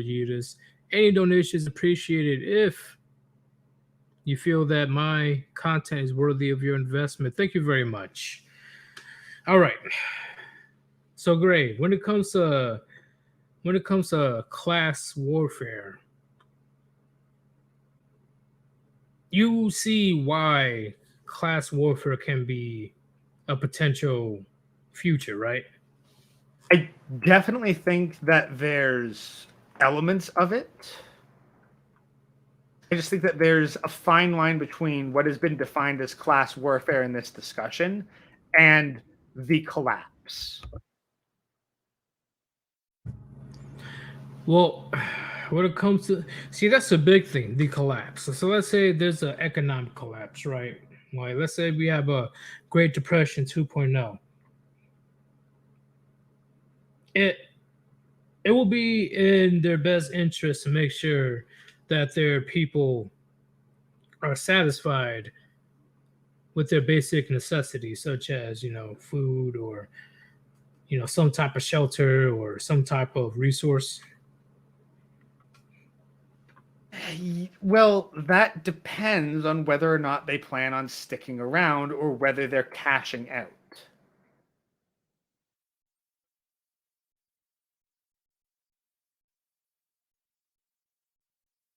Well, when you say that, would you say that there will be major changes happening in the US if it does get to that point? Well, absolutely, there's going to be major changes. But here's the thing, like Great Depression 2.0, like I guess I wouldn't know exactly like what would that qualify as because during the Great Depression there was hyperinflation. We have that. Are we talking like to the where we get to the point where there are runs on the bank where people are desperately trying to get their paychecks to the bank on payday and then start spending their money immediately because within hours prices are going to go up? It's when the value of the dollar becomes pretty shitty. Not too shitty, but it's not as powerful as it was before the economic collapse. By definition, we've kind of already hit that because the power of the dollar is already significantly shittier than it was just a couple years ago. I was talking about So, worse than that. well, that's the thing. Like, it's like there needs to be some sort of definable, this is the point where it all went straight to shit. Like Because, it will, it like, if will, you're it will kind of cost vague, $50 for a loaf of bread type situation. that's again, like, if you're going to say $50 for a loaf of bread, that's coming up soon. I don't disagree. But that's the thing. It's a question of how soon and how much does it affect people? Because what I remember from what little I have learned about the Great Depression is prices would rise basically paycheck to paycheck. Oh, when the collapse happened, it hit them like a freight train. But that's the thing. It wasn't like it happened once. It happened regularly enough that people developed the habit of sprinting to the bank to get their money cashed and then buy everything that they could because prices were about to skyrocket because a whole bunch of people just got paid. I wish I had a expert on finance. I should bring that person on next time because I'm not that much of an expert on the Uh, financial world. that might be something to talk with Ribby about, honestly. He's got business education. He does actually. You know what? I should bring him on for that. The last time I brought him on the channel was for working out. Yeah. I think it'd be curious to talk to him about like hyperinflation and the business impact of all this stuff because he'd probably have something to say on it. It'd be weird because he's the alcoholic party frog, but he's probably one of the more financially savvy members, if we're being honest. He he is. I agree. you know, I'm definitely over him on other subjects, but when it comes to finance and going to the gym, yeah, he definitely has a leg up on me. We all got our specialties. Like Chronic can run circles around me in terms of biology, and I'm not exactly a slouch on that subject. For me, politics. I would go into detail, but my chat will like they probably won't understand what's going on. Not gonna lie. And get TFM on to talk politics because that's where the two experts can go at it. Oh yeah, me and T. See, you know what? You know what? Chat. Everybody in the chat right now, put in a one if you want me and TFM to talk about politics. Put a one in the chat, cause that shit may go on for hours.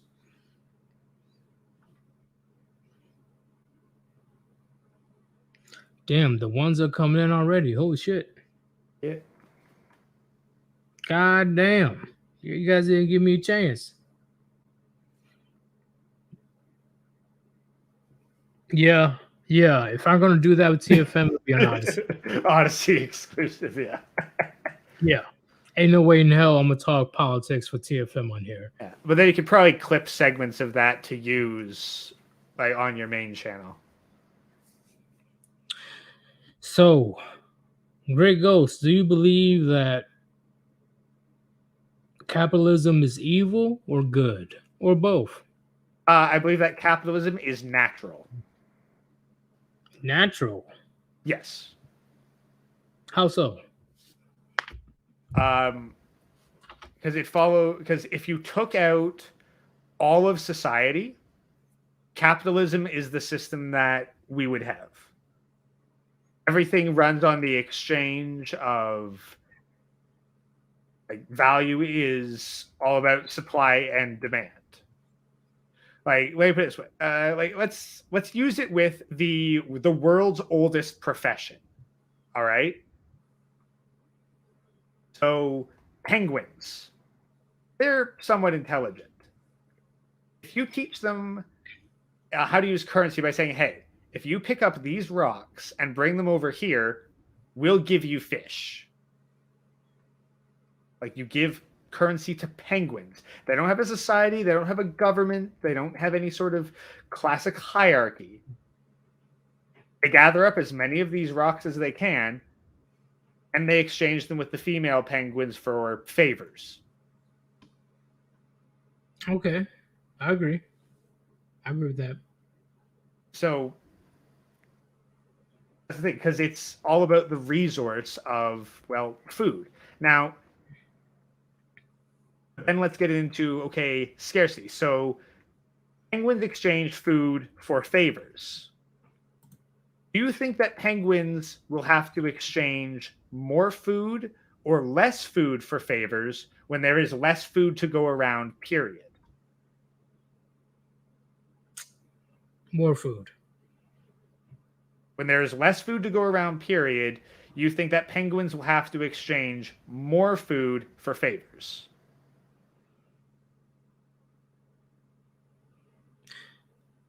Hmm. Depends on how greedy they are, but Okay, but here's the thing. If the penguin has to exchange too much food for favors, and he has to choose basically between starving to death or not, then he won't. Like maybe you'll get a couple. oh. So you talking about the penguin that's doing the favor, not the one that has the leverage I'll with just the. I'll say this: the male penguin goes and gets food. Do you think he has to pay the female penguin more food or less food for sex during times of scarcity? Less food. That's supply and demand. When there is less supply but consistent demand, then the value of the object, the food, goes up. If there is a shit ton of fish, a shit ton of food, and all the penguins could offer a lot. Like let's say in times of scarcity, it is 5 fish per sexual act. But the penguins at most can only have like 10 fish. Really scarce. They're giving up 50% of their income. Well, then what happens when every penguin has 50 fish? Like the penguin like the female penguin is offered 5, well, another male penguin offers her 6, and then another one offers her 7, and another offers her 8, because they can offer up to, well, if they only need 5 to live, they could offer 45 fish in order to get it, because they only need 5 to meet their basic needs. And so I agree. the value of the fish goes down the more of them there are in circulation. Okay. IY Fed says capitalism has raised more people out of poverty in so little time. So I said capitalism is a net good. It's only when companies can make complete monopolies that it's bad, but still net. Still net Us. positive, but here's the thing. Can companies make monopolies in the absence of government interference? Mm, they could, but it would be way less likely. It's harder. Yeah, And like that's the thing. it's It's possible. possible, but then at the same time, like, even if it's possible, difficult but possible, it's this one quote that goes around about like individual human greed, like that can be satisfied. A human's desire for material wealth, they'll hit a point where they're like, you know what? That's good enough. Like, Mm, I don't know.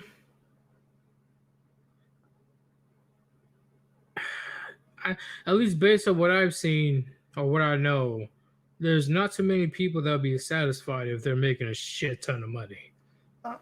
but okay, let me. Wait a second. I'm playing Minecraft right now. I'm actually starting up a new server. So Right? now here's the thing. Keep Like, talking. I'll be right back. I gotta grab this drink that's right next to me. I know tactics to basically inflict absolutely horrific levels of slave labor upon the villager populations. Just freaking terrifying levels of dystopian stuff. Uh, but I can only spend so much of it. I can only use so much of it. There's a certain point where having massive stacks of emeralds, like the highest possible enchanted gear, and more food than I could consume in 1,000 lifetimes. Like, well, what do I do with that? Well, then I take like this massive abundance of resources continually being produced through horrific actions, and I use it to benefit and beautify the community. Well, some people, because once again, there's not too many people that makes it to that point. They just want more. Like they like I don't know if it's because of out of habit or just out of greed. Well, But they just want more. they want more, but eventually, I there's here's the thing: there are some things that you can't buy with just money. Like, let's look at the Medici family in like Italy. Like, they literally bankrolled the Renaissance. They financed the construction of multiple structures, including the most prominent cathedral that is still a massive tourist attraction to this day. Statues of them in their name. Like, they bankrolled the artist that painted the Sistine Chapel. They literally raised him. And what did they buy? They bought legacy. Because here's the thing, humans are mortal. And as long as they're mortal, they're going to seek some kind of immortality. Since you can't do that physically, no matter how many organ transplants you get, you're eventually going to seek some kind of greater immortality with legacy, basically legacy of some kind. Maybe you're investing into your family. Maybe you're trying to build up your public image amongst the population, but you eventually start benefiting people other than yourself so that you don't end up like Ebenezer Scrooge. Well, like what IY fan says, if someone owns everything, they can't really buy anything or use their money. It's usually the women who want more, though. I will have to respectfully disagree. Because once again, there's not too many rich men in the world. And the rich men, they definitely use their money to buy various things. I Power, think part of the land. problem too What's up? is that, okay, because keep in mind, it's kind of like how women were happier with lesser men in the past because that's all they had access to. Their pool of available men was small. Now it's the entire world. The men of the modern era, they're in competition with literally every other man on the planet. True, but isn't it different when they become top dog? Let's say, for example, Bill Gates. Is Bill Gates really top dog? When it comes to money, he's up there. Is he richer than the elites that we can't even talk about? I'm going to assume no. And he's not top dog. Because he was crowned 20 years ago the richest man on earth. Having, 20 years ago. Yeah, 20 years ago. 20 years ago. That's not today. Well, today, of course, he was dethroned. Bezos, He not was Jeff dethroned. Bezos. I think he was dethroned pretty bloody fast, wasn't he? Yeah, when Jeff Bezos and Elon Musk came to the scene. And keep in mind, like, and even then, like, even when he was the richest man in the world, quote unquote, did he really, like, maybe he had the most numerical zeros in a bank account or in trackable wealth, but did that make him the most powerful man on the planet? He's not the most powerful, but he's up there. I think he's up there. And here's the thing. Not the most powerful. I agree. But that's the problem. If Bill Gates was limited to like just the United States, he probably could have been satisfied with that. He's in competition with the elites of the elites. Heck, he's probably okay, like, this was just a theory that came out of a short story, but it kind of makes sense to me. It's the idea that the actual wealthiest people in the world, the ones with the most power, we don't know their names. And we never will. Well, the best we can say is the Rothschild, the Rothschild family, the Rockefeller family, and this other family. I forgot. But that's the thing, like families. Like at that point, you're not even individuals; it's families. But no, it was the idea that the individuals who are the richest, they spend a lot of their money to make sure that they are not known. Who's that one guy? He drives a van that he's been driving for like 40, 30 years, and he only keeps around $500 in his pocket. Fuck, what was his name? He drives a soccer mom. He doesn't drive. He has somebody else drives it now, but he has a soccer mom van, even though he's a multi-billionaire. Yeah, no, that's the thing. The very fact that you knew about him would mean that he's not as rich as the guys who can afford to not be known, period. Agreed. Like, imagine, like, it's not, like, imagine being the person who's wealthy enough to own the Rothschild and the Rockefellers and have them work as your proxy agents. But that's the big thing. We truly don't know who's in the Rockefeller family or the Rothschilds family. They're considered to be one of the richest families on earth with a shit ton of money. Yeah, but the idea, the fictional but sounds plausible idea, is that there's potentially individuals above even them who use them as their public face. That I cannot say that you're wrong. Like, that's the thing. But Bill Gates might know those people. And once you know someone like that exists, you could own literally the entire United States and you'd probably still wouldn't even be in the top 5. And you'd know you were not in the top 5. Well, Bill Gates bought a shit ton of land in the United States. So I agree. He bought a shit ton of land. Like, best thing, I don't think Bill Gates is top dog. I'm pretty sure that there are people. No, he's not. He's not top dog. Yeah, but like, I'm pretty sure it's not even that he's independent. I'm pretty sure that there are people that Bill Gates kisses the foot of. I agree. And that's the thing. So how could now when as you compare to like the oil barons of the 30s and whatnot, you know, the stereotypical fat cats, they were the top as far as they knew because they didn't have all this international bullshit. Like, they were the top of their own little world, and then they could be satisfied.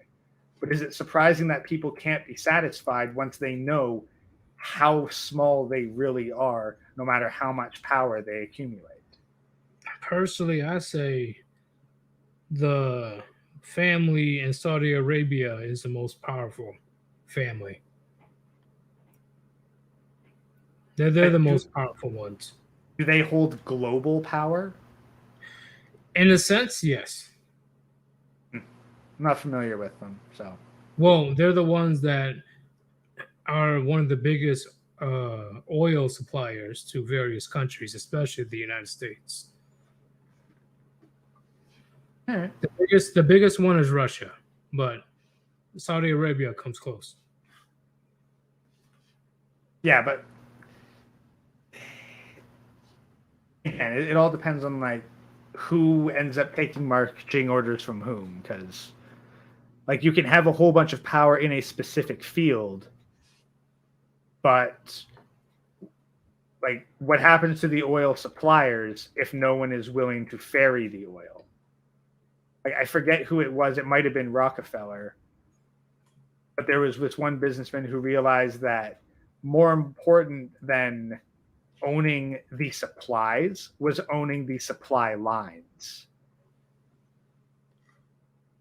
True, and Jerry Kay said Warren Buffett. That's the guy that I was trying to figure out what his name is. Like, he is very low key, but unfortunately, he got way too big and he got noticed. And he's still doing his thing. Don't get me wrong, but of course, he's not in that position to have enough influence to hide himself from society. Yeah. There's another one. IY fan says the guy who made Bitcoin is one of those people, probably. I completely agree. He is one of the first to make digital currency successful. That's going to be crucial in the future, in my opinion, when it comes to digital currency. I think digital currency, if nothing else, like it's a very interesting stock market, but and like once the power goes out, your wallet is gone. That's why I can't put any faith in it. I agree. I agree with that. Especially people that don't want to cash out. They just want to keep trying to grow their Bitcoin profits. Yeah, like you can be a Bitcoin millionaire, but until you cash out, your currency is that's the thing. Like there's a huge difference between being a Bitcoin millionaire and being a millionaire. There is, honestly, if I make it to, let's say, 5 million or 10 million, I'm cashing out. Sorry. Well, that's the Like, thing because like here's the thing. So I basically did some math once because it kind of came up like, hey, what could you do with $1 million? I realized you would not have to work for about 3 decades if you had $1 million. Now that was before inflation got as bad as it was, but I'm pretty sure you could probably still make it 20 years without having to work with $1 million. agreed. Agreed. If you just live your original life as a middle class with $1 million, yeah, that would definitely take you far.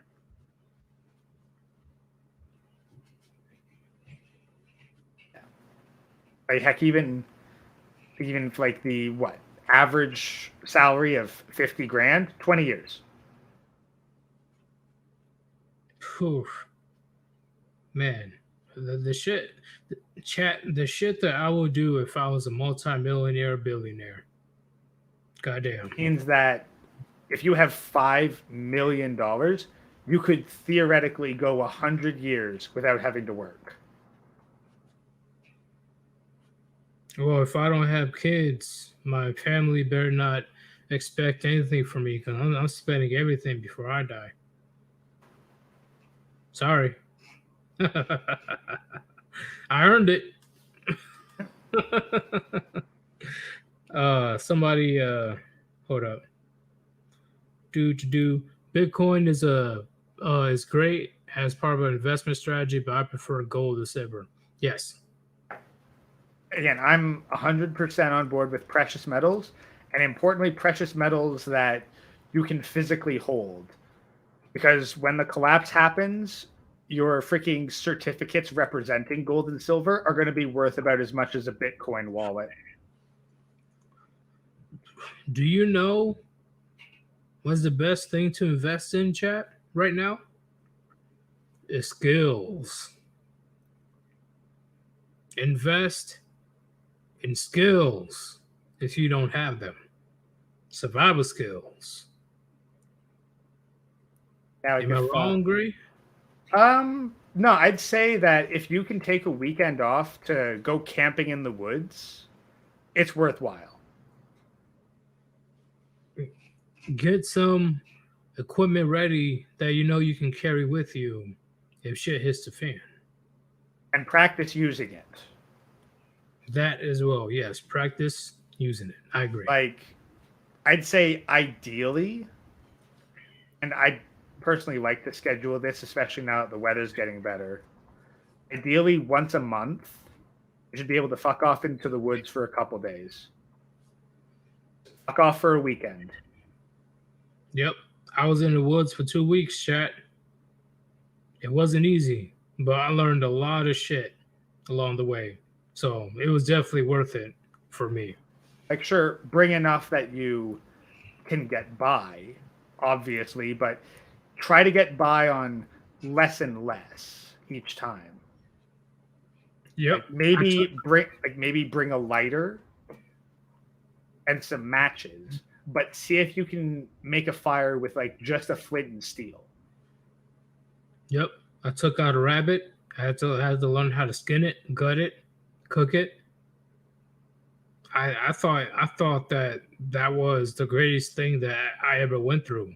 Because honestly, that's what you're gonna have to do if shit gets crazy, if shit hits the fan. So And I did spearfishing too. yeah, and like maybe for your first time, you'll just be focused on the survival and getting your equipment together. So maybe you won't worry so much about the food and you'll bring some dried and preserved goods. And then your goal for the next time will be, okay, like how much food can I acquire without needing to dip into my preserved goods? Yep. And I carried salt with me. Salt. You know, because we were supposed to eat the rabbit plain, but the instructor was like, "Oh, okay, this guy came prepared." When I brought out a whole thing of salt with me, yeah, because I gotta have my food taste good. I mean, heck, if you can even figure out ways to get natural salt, what I would really say, and I've got a couple books on this, but I haven't studied yet, is know what plants grow in your local area and what they can all be used for.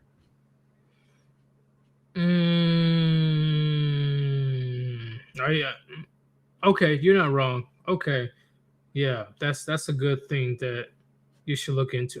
I didn't look into it myself, so I should That's research like that. it's just a bonus because maybe there's some plants that are edible. Maybe there's some plants that can be used for medical purposes. Or some Like, plants that can kill you. yeah, well, absolutely. You need to know what plants you shouldn't touch or get near. Like, you do not want to be in a survival situation and accidentally touch giant hogweed. What is hogweed? Giant hogweed is a plant that kind of infests Toronto and whatnot every now and again. It produces a like a chemical on the surface that basically makes your skin allergic to sunlight. What the fuck? I can be Yeah. allergic to the sun? Basically, think of it like anti sunscreen. Like if you touch it, then your skin will blister and boil in the sun. What the bro, that sucks. What the hell? Yeah. Yeah, fuck that. See, I know what I know what poison ivy looks like. But hogweed, yeah, I have no idea what the fuck that Keep is. in So mind, I'm gonna giant hog like research. it's giant hogweed specifically. It like hint it's huge. Like it's like a 6 to 7 foot tall plant. What does it look like? I honestly couldn't describe it properly, but if you Google it, you'll see Oh, it. all right, give me one Like second. like it looks like something out of like a botanical horror. Oh, those plants. Looks very familiar. Yeah, don't touch it ever. Oh, I never touched these. And never you would know if you touched it because you'd be in the hospital. Jesus, they can grow tall as shit. What the hell? Yep. God damn. Mother Nature is trying to kill us. Yeah. So, chat, if it gets to the point of class warfare, this is very important information you need to learn. Because if it gets to class warfare, more likely than not, shit will hit the fan.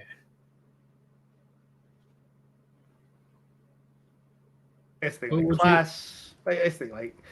I'd say that right now, class warfare is ongoing. It's just in kind of like one of those Cold War stages Yeah, where they're doing everything to win, except go into the actual conflict. But once the actual conflict happens, you're not trying to win anymore. You're just trying to survive. agreed. And IY Fan says, don't forget those ticks that make you allergic to red meat. I've heard about that, and that fucking terrifies me. Yeah. So that's the thing. Being out in nature, you're going to want to know what are the bugs in the area? Where do they hang out? Because you don't want to find that stuff out the hard way. Know your local bugs, know your local plants, what they can be used for, and what to avoid. So, Gray, we'll make this we'll make this the last question because I just saw the time. It's getting pretty late for you, I'm assuming. Yeah. If it was up to you, what would be your ideal government? I'll be honest, monarchy. Like Queen Elizabeth monarchy, No, or because she's just a figurehead. No, I'm talking like straight up like kings and lords. why would you want that as a form of government? Let me ask you this, Yeet. Who do you hold responsible when the government makes shitty decisions nowadays? Uh, Capitol Hill, the people in power. Okay, but and then what is people's solutions to that? The average person. The solution to that, Yeah, like what happens when you get someone who does bad things in the government? based on my experience, I'll say nothing until Well, the next election comes through. vote them out. Okay. Do you think that those people would harbor such a delusion if it was a monarch or a lord? And it's like, there's no voting. That's the person. That is the one person right there who is responsible for things going straight to shit. So you will say, let's bring back a situation where one person, well, most likely a man, will be able to bear the responsibilities of the people. Yeah, because then you know what happens when the people get super pissed at that dude. Yeah, yeah, Yeah, yeah. yeah. That's uh, the thing. Like, there's no more of this. Oh, well, it's all the voters' fault. Oh, people just need to vote better. We need to collectivize and vote. It's like, nah, nah. That's the dude who's fucking you. Get the torches and pitchforks. We're having a regime change now. um, how you say? Who would have a voice if there was a monarch? Uh, Again, it would be like, well, you'd have various sublords. Like, if you were to divide the U.S. up like a monarchy, you'd have like the president would be the king, and then you'd have the various governors. They'd be like the lords of various lesser territories. Right. And then you'd have like your local leaders, and that would be like your local lord, your baron, or not maybe your prince, but prince is more like a governor level. But you'd have like your local baron, maybe duke. I'd have to double check how the territory is divvied up. But essentially, you'd have your local lord, and that's who you personally pay your taxes to. And that's who basically controls all the shit. Now, they are beholden to the people above them, but it is your local lord who's responsible for stuff. So would you say the Lord will have the voice of his people when he talks to the king? Well, essentially, he'd have his own interests. And this is where the greed of capitalism works to the advantage. Because if a lord wants to increase his status and standing, well, he needs to be able to get a bunch of stuff out of his people, which means he needs a healthy, active, hardworking populace. But at the same time, if he just tries to extract it through heavy taxation, then he's going to have a rebellion on his hands. Okay, so you already mentioned tax. What other flaws would you mention when it comes to monarchy? Flaws? Is there any flaws you can think of when it comes to the monarchy? Well, right now, with the whole international thing and how money is, it's very difficult to enact in the modern day Yeah. when there's so much room for foreign influence. Like, there's a reason that monarchy thrived in a far technologically inferior time period. because So, there wasn't a lot. Because keep in mind, like unless you were one of those traveling merchants, you didn't deal a lot with economies outside of your lord's domain. The economy was very small. Like if you had this monarchy system, Amazon would absolutely screw it up. Like it would screw so, up the whole idea of a shared economy thing. so globalization. Yeah, globalization, absolutely. Like no, it would be no republic and no constitution. We would be slaves. You have a republic and a constitution right now. Are you seriously telling me you're not slaves when you need to pay your government taxes or they will put you in prison or kill you? Oof.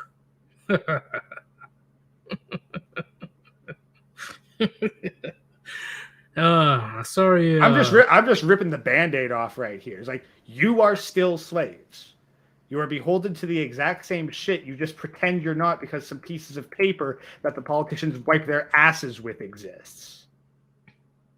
Hey, Amanda, the grand ghost ain't wrong. If you have a disagreement, let me know. If you disagree, so you will say a monarchy will be better than a democracy.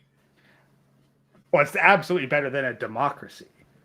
But I think that it is the best one because it places responsibility on one person, and that is easy for your average person to understand. Rather than right now, it's a vague amount of like, oh, it's not this person's fault. Oh, it's not that person's fault. Oh, well, they just need to be voted in differently. Oh, it's the voters. Oh, they were tricked. Oh, it's the media. Like, there's this big circular blame where no one can agree on who is what. I think it's easier for the people to understand monarchy. And because it's easier for the people to get a hold of the monarchy, Touche. it was basically because people can easily understand monarchy, they can agree on how to deal with a problematic lord or king or whatever. Like it would codify So, it. Like Amanda, what the heck's the point? Like, so you'd rather pretend that you're not a slave while being a slave rather than just admit, yes, I'm a slave, I'm a serf, I'm aware of that, and I can deal with it as someone who knows they're in that position. Right now, it's just basically a whole bunch of make believe. You may as well give someone a freaking Fisher Price toolkit and say, "Oh yeah, you're a carpenter. You're a real carpenter." It's like, no, no you're not. Rip the band-aid off. You're so not freedom free. and small government. That's the thing, and you can't get much more small government than one person. Okay, so I don't get the point that you're trying to say, Amanda. Yeah, freedom and If small you're government if are this. you're agreeing, if you're agreeing with what Gray is saying, what are you arguing No, about? she's disagreeing. Freedom and small government. What system is freedom and small government? Oh no, Because this one right now. She says we are we slaves are now. slaves now. Yes. Okay, so Yeah, you're slaves now, and they're not going to not let you be slaves unless you treat them the same way that you would treat a monarch and respond with aggression. And you're not going to do that because you're never going to get the numbers up because everyone's too conflicted about who's actually to blame and how to solve it. okay, Sergeant Grinch says if America followed the Constitution, we wouldn't be wage slaves. Sorry, but I can't disagree with what Grinch said. Oh, if they Can't- follow the Constitution, but the Constitution needs to be enforced by people. And if people aren't going to enforce the Constitution, instead trusting in some sort of divine retribution from God, then the Constitution may as well not exist. What do you say about this one with Amanda? But a monarchy, come on, that can go really wrong. Any more wrong than what is currently happening? Saying that something can go wrong, like, look at what we are talking about. Would this discussion be happening at all if things were going right? At the very least, when things go wrong in a monarchy, the solution is very simple. Very simple. The king When has to things step go down wrong or in is executed. when things go wrong in a republic, The solution is complex and no one can agree on what to do, so nothing gets done. So speaking of, okay, here's my question: do you believe that monarchy should be royalty, like royal blood, or should it be anybody that's able to take on the position? Uh, Let me posit it this way, Edis. Who would you rather trust to build to lay the foundation for your house? Someone who is descended from a lineage of foundation creators, or someone who just did really, really well at laying a foundation a couple times? Hmm. Hmm. Okay, I will say the person that came from a lineage of foundationers. That's the thing. Like royalty gets a little bit lost in the mysticism of it. But if you think of royalty as a trade, like who's going to have the most experience in governing? Someone whose parents were involved in government their entire lives since childhood, and it's continually been that way. Okay, so you would say you will go back to and I'm just saying this because of 2023, right? The traditional monarchy. In the simplest form, yes. Now, is there room for meritocracy? Sure, because people like throughout traditional monarchy, people were given titles. They were raised up. The monarch was like, "Hey, you're really good at this. I'm going to make you a lesser noble." And then that lesser noble, through whatever means, ideally meritocracy, but it could be corrupt bullshit, I'll admit, would then rise up through the ranks to become a higher status noble and eventually get contention through the crown, usually through some kind of arranged marriage shit. Okay, I know you didn't watch Black Panther, unless you did. Have you watched it? No. When it comes to the original Black Panther, rest in peace. Uh, Chadwick, I think his name was. Yeah. I forgot what his name was, but they have to fight in order to become king. And um, people that are blood royalty have that right to challenge the throne. What what what type of what type of requirements are needed in order to become king? Um, Essentially, you have enough power in order to prevent anyone from taking it from you. Is that it? That's what it boils down to. No fight to the death. No type of you know crazy ritual when it comes to Okay, monarchy. like fight to the death. What if someone has great economic policy and like they're able to raise and effectively command an army and pick the best people for the job, but they lose in a fight to the death to someone who only knows how to end people's lives? So you wouldn't approve that whatsoever, right? I do not think that it is the. I do not think. Okay, let me put it this way, Yeet. If such a system worked, then we would see it more throughout history. Fair enough. I agree. From what I I can mean, see, any civilization that had a tradition like that did not have it very long or did not last very long as a civilization. yeah, Amanda's back, and she says the king is always at the mercy of the lords. I heavily disagree.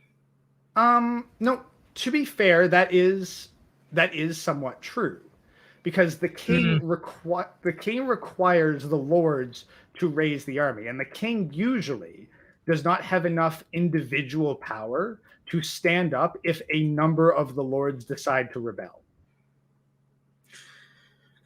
Well, how do you say? There are plenty of situations throughout histories where lords were taken out. Oh, yeah, that's the thing. But it's a delicate balance.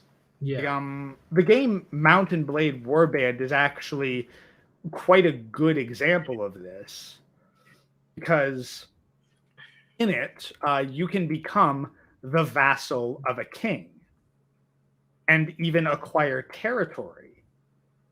But once you have territory, at any point, you can decide to declare yourself king and raise and essentially become a whole new faction and fight against your former ruler. And Okay. so there's a delicate balance of the king wants to keep the lords loyal by rewarding them appropriately, but has to make sure that they don't make a lord powerful enough to successfully rebel against them. That's true. That's true. I agree. And based on what Just Random Guy said, he says, I'm assuming this is off topic. Do you think changing the currency to something different like gold, silver, copper, I'm assuming you're trying to say, Yeah. help maintain the economy of the monarchy, including trading with foreign countries? I would say yes. Yeah. I'll say yes. Uh, what would you have to say about that, Gray? Yeah. Like, I think that a fiat currency is basically a recipe for disaster under any government system. So having something like gold, silver, copper helps. But admittedly, like I've advocated for this, but again, the biggest flaw that I can see with monarchy is globalization. Like monarchies died with World War One, and I'm positive that a good chunk of that was intentional by the globalists. They wanted to end the monarchies. That a I think whole that different country from around the world can come in and be like, hey, you don't have power anymore. like that's the thing. Like international trade, international transport and travel, monarchies usually traditionally had very strict borders. With how porous the modern world is, I think it would be very difficult to effectively maintain a monarchy. Okay, so based on everything you're saying right now, do you honestly believe a monarchy will be applicable? I wouldn't say applicable. Would it be successful in today's society? Let's say if you had a monarchy in Canada. I honestly don't know. At the very least, I think that a monarchy is a better system objectively because it makes it very easy for the people to deal with problematic rulers. I have no idea whether or not it is at all practical in the modern day. It is not just being a figurehead, a monarchy that actually has power, right? Yeah. Yeah. Like, not any of this, the British royal family, where they're essentially celebrities. No, I mean, like, or they technically hold veto powers. They no. No, they have to actually be utilizing the authority and turn to resolve issues. I'm going to ask the chat right quick. Everybody in the chat, put a one. Put a one in the chat if you believe a monarchy will be more suitable than democracy in 2023. Put a one in the chat if you believe a monarchy will be more successful than democracy in 2023.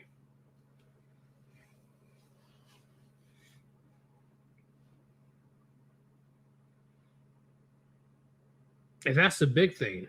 Who would be the new monarch? That will be an interesting conversation. Um, I'd be honest, it would probably be the most influential general because so much of monarchy relies on military power. It would be whoever could command the strongest military. Like let's say the U.S. military fractures. Gray, I gotta stop right here. Sergeant Grit says bad question. Sergeant Grinch, how is it a bad question? Because you asked if it was better than democracy, and democracy is objectively bullshit. Well, that's what I'm saying. Like, do you believe that monarchy will be more successful than democracy in 2023? But that's the thing. Democracy is a failure, period. Now, if you were Well, to you know how argue, people are. They're diehard fans. maybe, but I think amongst your audience, a dislike of democracy, you may as well ask, like, do you think that monarchy is better than communism? Hey, Now, I gotta keep the chat active. Okay, yeah, give me. yeah, no. But I think a better question would be, is it better than a republic? That's a tougher question. I think we'd get some more divisive answers on that. Shit. The United States is it's a republic. I completely forgot. That's my Yeah, fault. yeah. So Is it republic or is it something else? it's Like it's a it's it's a constitutional republic. constitutional republic. Okay. Technically, Canada So is a constitutional monarchy, which is weird, but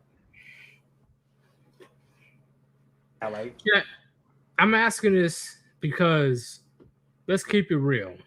I'm gonna be honest. Let me keep it 100 with you.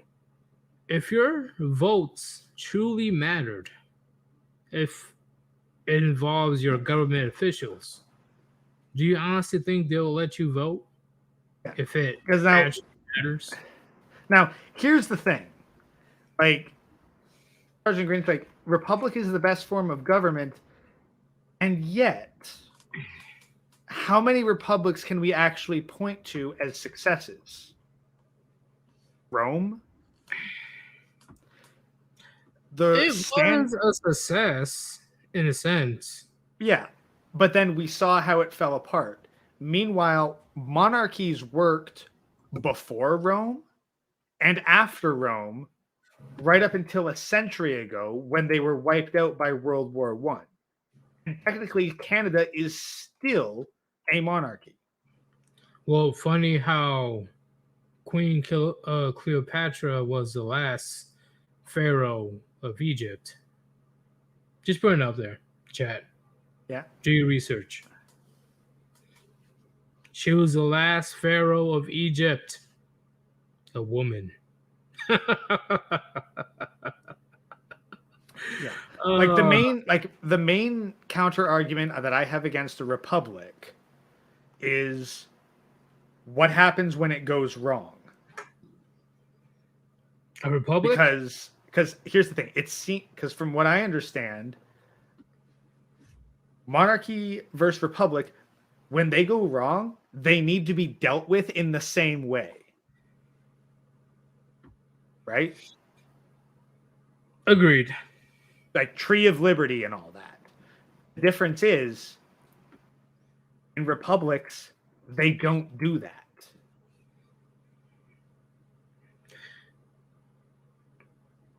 Mm, Both the Roman and US Republic are dying slow deaths of degeneracy. agreed. I agree. You're not wrong. Like the Republic would be like if people held to the proper standards of the Republic and did what needed to be done, then sure, it'd probably be great. But in the two examples of Republic I'm aware of, they don't. IY has something to say. He says, Sir Eudes, great ghost. It doesn't matter what type of government you have. If women hold power, it will all collapse. True. And guess, let me ask you this. In how many monarchies do women get the vote? None. Well, In how except many for in how many republics have women gotten the vote? I do not know actually. Well, both Rome and the US. Yeah, a shit ton of women. So if you want to repeat, so if you don't want the 19th Amendment, then monarchy has a better track record than republics. I completely agree. All right, fan. Hey, that's a good statement. Not gonna lie, I don't disagree with you whatsoever. This is why I personally believe women they should not be in a position of power. They shouldn't because they look at men as nothing as cannon fodders. If you guys know what that means. Because here's the thing: do you know what happened? Like, if I had to give an example, like what happens when a woman holds power in a monarchy? Marie Antoinette. That's what happens.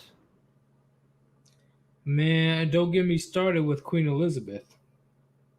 Hey, Elizabeth did a decent job. Queen Elizabeth the First. I'd have to double check on her track record. She's the one that was on the Spanish English War back in. Spanish American War. I, no. It's between Britain and somewhere in South America. Oh, Sorry, Chad, I'm drinking too much. It's like literally. I don't know how it started, but I'm gonna let you know right now. Women are way more prone to start wars than men. I think like just some random guy sums up the good and bad thing of monarchy is that both you and your enemies would have a clear target. And that's what I think is very important. Wait, hold up. That is Damn. the reason. Like that is the reason why I say monarchy, is because it is very clear and very simple who you turn to either thank when things go right or blame when things go wrong. The good and bad thing of monarchy will be that both you and your enemies will have a. Okay, okay. I see what you're saying. I Like see what you're saying. it's simple, easy to understand, and easy to get people on board of saying, "Hey, my life is going good. Let's keep things going. Let's keep the current people as the king, current lord as the lord, etc." And then, "Hey, things are going to shit. I think we need a new lord. I think we need a new king." So, Gray, would you say that war would be one of your last options if you were a king? It's definitely not something that I'd want to do frivolously, because it kills the economy by pulling able-bodied men out of working, and it's going to end in a lot of bloodshed for them. So it's going to kill my economy in the long run. It's going to cause a whole ton of grief and probably cause a bunch of people to be upset with me, like in both the short and the long run. So it's got to be really worth it. Well, do you believe that women that becomes queens will have that same mindset? No, no, no, they Like won't. There like may chat. be there may be some out there who have some inkling, the rare exceptions. And I would think that if you were to cultivate a woman with that sense of responsibility, it would have to be from a noble lineage. But Well, primarily, no. okay. Uh, an empire might be better than a straight monarchy because then the emperor could decide his or His wait, heir. his heir instead of just following his bloodline because every now and again you get a dumbass son. Okay, you're not wrong. You're not wrong about that. Um, Well, would you? well, no, it's the thing that works so long as you get a decent emperor. Because then I think that there was one was it Marcus Aurelius that decided, you know what? I know I really should pick who's most qualified, but I really, really want my son to have this. Gray, would you say that the United States in itself is an empire right now, Um, based on its global influence?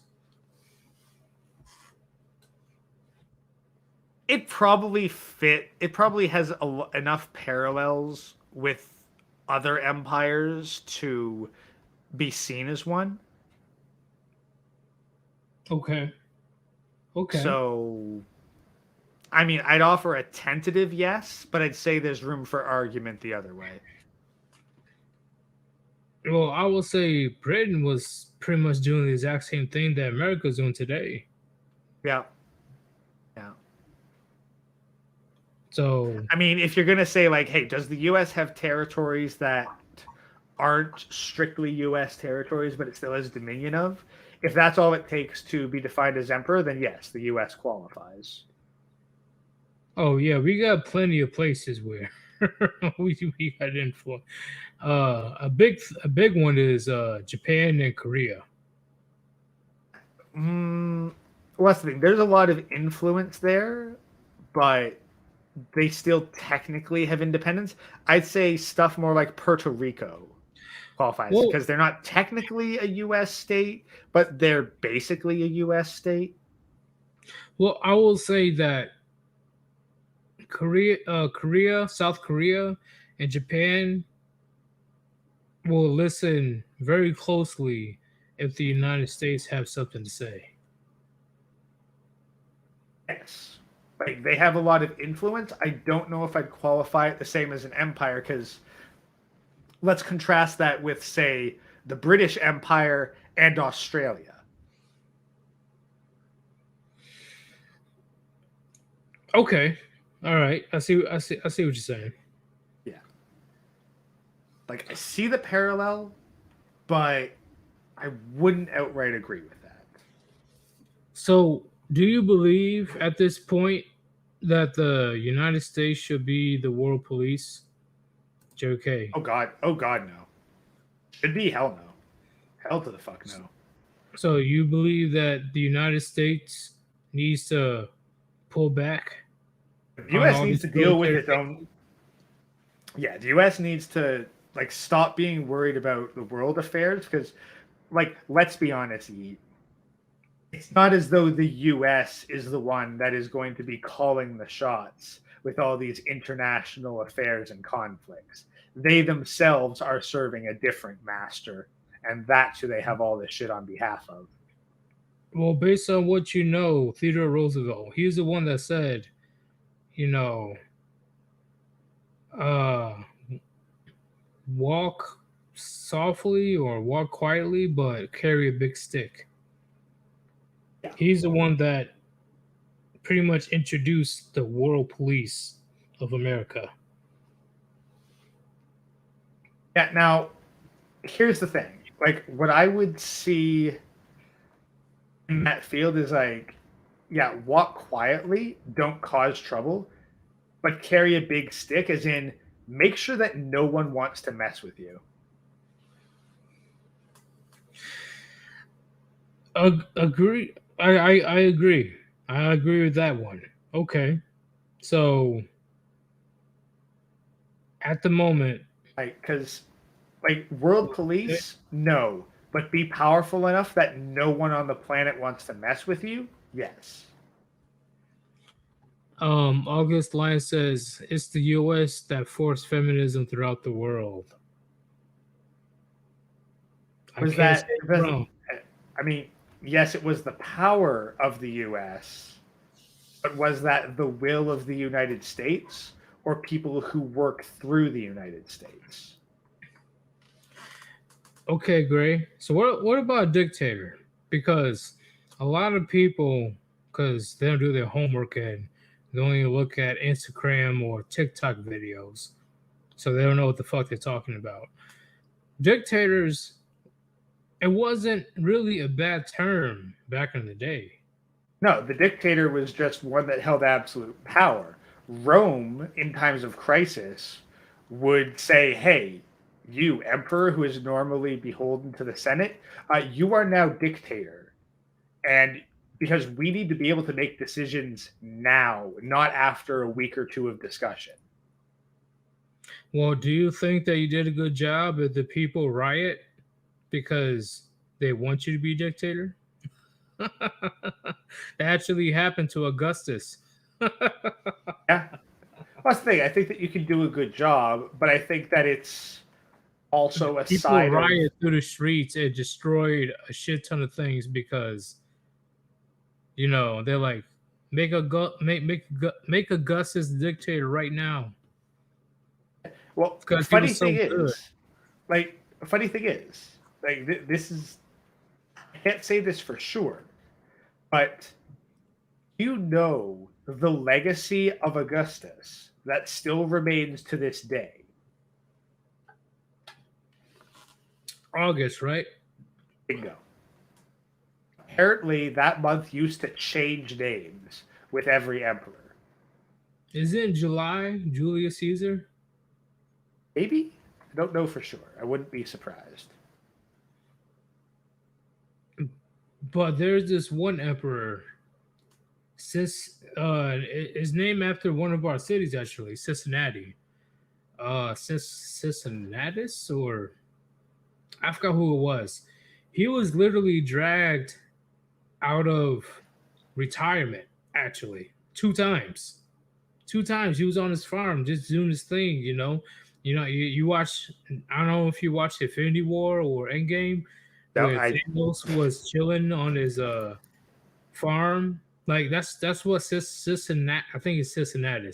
He was just doing his thing, just vibing, and not the people, the Senate and various other people like we need you, please come back, please. And he came back 2 times. Do you know what's the crazy part is? After he conquered the wars that he had to be in, he gave up his power twice, yeah. 2 times. I'm like, what the fuck? What kind of man does that? Like Uh, that is I would say, well, I'd say quite simply, a man who understands power. Are you familiar with the fable of the sword of Damocles? no, actually, I'm not familiar with that. Okay, so story time. So there was a king, and he had a friend named Damocles. And Damocles saw the king surrounded by like all the luxury, all the wealth, all the beauty, and yet the king never appeared to be happy. And so he asked, like, why aren't you happy? You've got all this awesome stuff. Your life is amazing. And the king was like, let's trade for a day. Like, I will like you will be king for a day. And the only thing is you cannot leave the throne. So Damocles was thrilled at the prospect. And he was like, all right, I'll be king. I'll be king for a day. And I'll get to do all the stuff, and I'll be surrounded by all the beautiful women and all this wonderful entertainment. And all I gotta do is sit on the throne. And so he did that, but when he sat on the throne, he looked up and saw a sword on a thread hanging above him precariously. Like it could fall at any moment. He couldn't leave the throne. And so he could not enjoy any of the beautiful stuff around him, any of the exotic dancers, the wonderful food, because he was always thinking, there's a sword right above me that can drop whenever. Does And that afterward, represent uh does that represent the burden of being a king?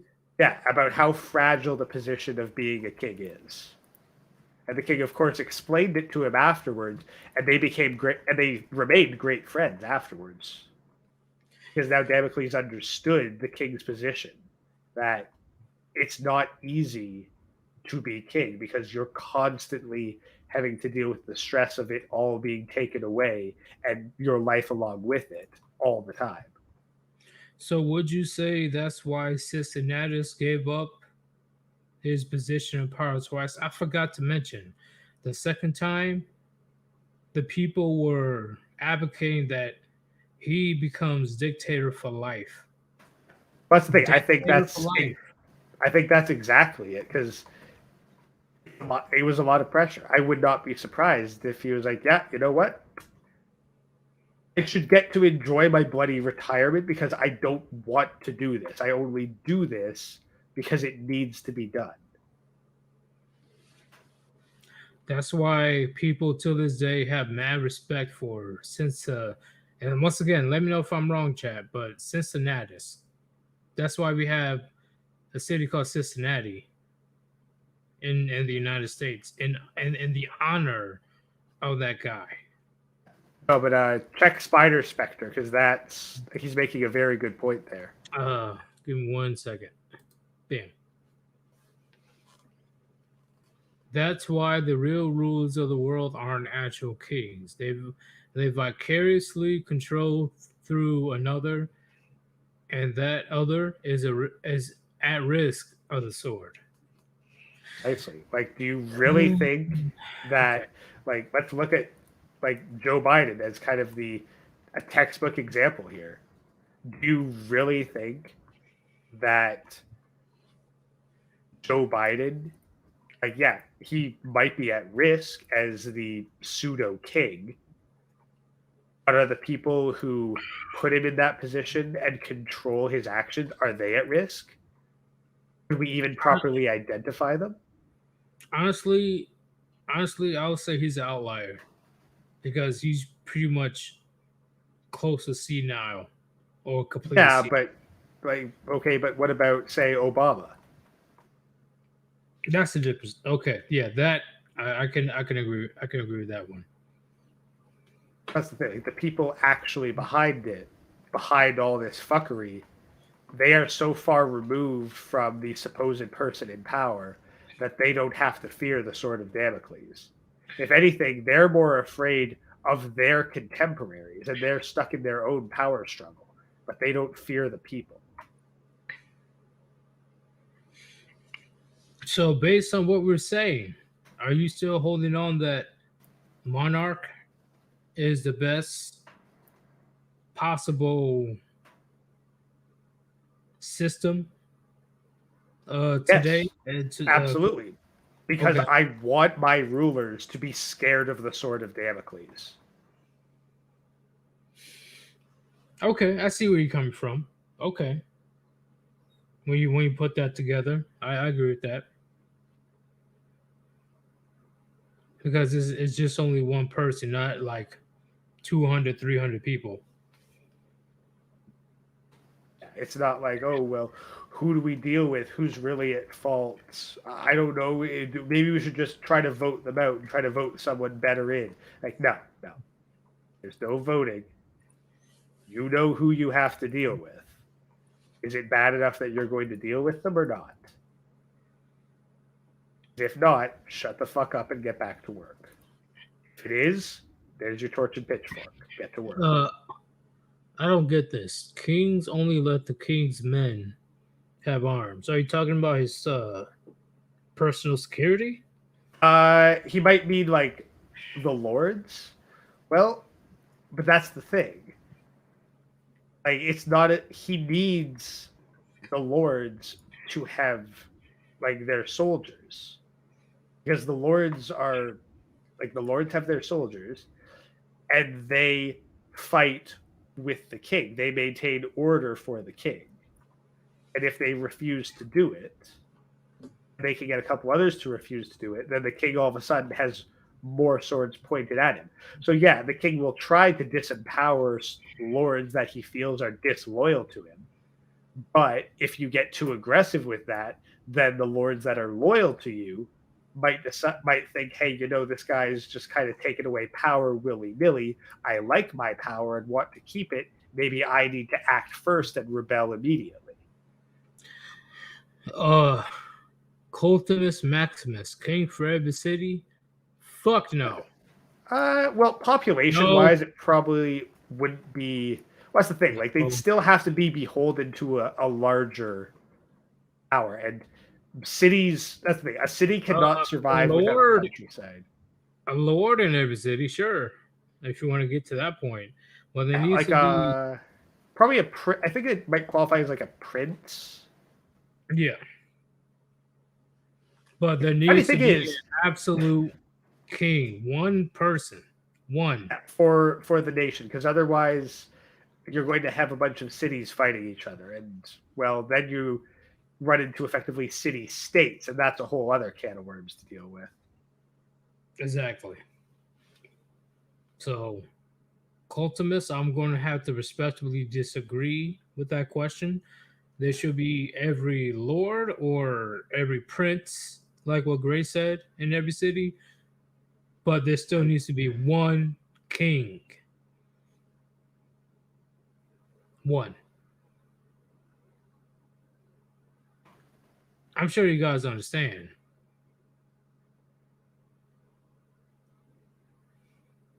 What is this? Hold up.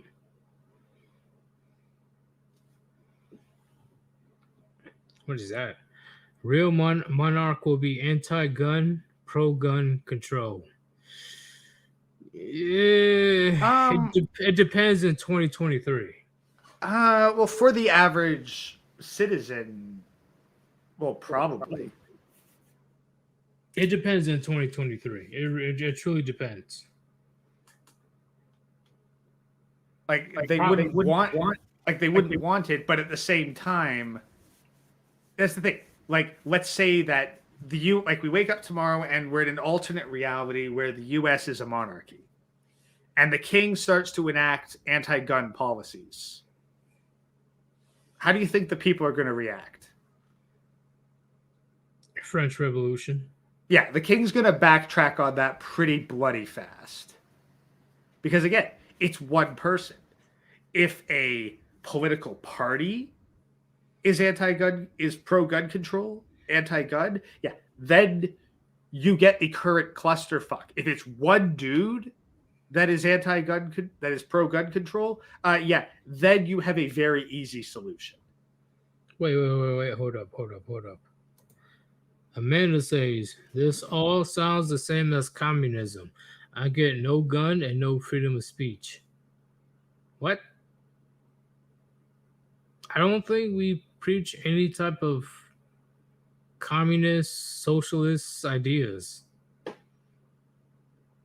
Did, did we preach anything like that, Gray? That I know No, of? saying that it's equivalent to communism because no gun. Again, I just pointed out why why the king would need to be pro-gun, because there's a whole bunch of people that be like, yeah, you know what, I kind of like having a gun, and there's only one person saying that I shouldn't have it. It keeps the king in check, in my opinion. It really Like, does. like the thing, like you say, like anti-arms. How many successful kings throughout history were able to disarm their populace You talking about when they needed to be able to call up? They needed the peasants, the citizens, whatever you call them, the serfs, their slaves, to fight for them in the army. And swords and armor were often hereditary throughout the family. that's true. That's why the last name Smith exists. Yeah. So if Fun you were to fact. say, "Hey, I'm anti-sword," it's like, "Congratulations, you disarmed all your soldiers." Um. Uh. Okay. Let me look at Spider. Let's see what he has to say on this one. This looks interesting. Only takes a couple generations. The monarch controls education, and whittle down like Californians. They used to be cowboys. Uh, prospectors, frontier explorers. Social media fucked up California. Yeah, Let's keep it real. like I said, this is where the whole globalism and modern communication interferes with the monarchy system. Like these are the flaws with trying to enact a system from centuries ago in the modern day. I'm not saying that it's easy. I don't even know if it would necessarily be possible. But you But believe I it'll be a better process. I think that it is, yes, I think it's preferable. It would be more beneficial, and you'd get leaders that are more beholden to their population. Hold up. I gotta get this one.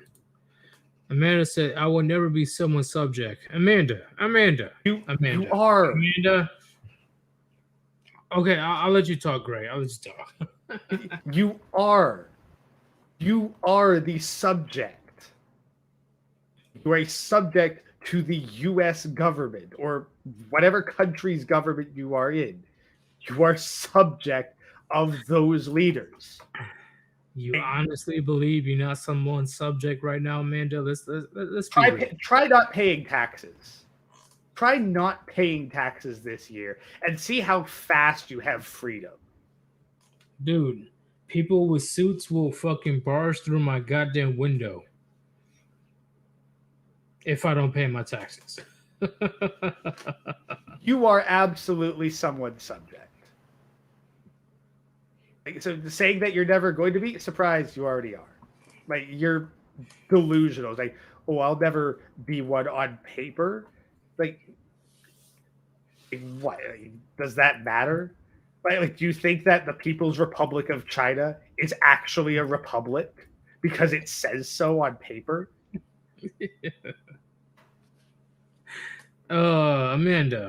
Amanda, you will always be someone's subject until you become your own boss. But even then, you will still have to answer to the government. The closest thing Comes to you could tax. be would be like being in charge of your own micronation. That's probably the closest you could be to not being the subject of someone else. Still dependent on others, but you're not technically a subject at that point. They tried it in Portland, in Seattle. Look what happened. Oh no, like They got micronations are actually their own thing. Do you ever see that episode of Family Guy where do yeah, you know yeah, what yeah. But clerical is? what I'm saying is, there's people in Seattle, in Portland, that actually try to make their own sovereignty. And look what happened, Amanda. They got steamrolled by the government. They didn't have a chance. We are not free, but monarchy is not freedom. Well, I never said monarchy was Wait, hold freedom. up. We are not free. You are right, but monarchy is not. You honestly think that monarchy is a freedom? I never said monarchy was freedom. No, you didn't at all.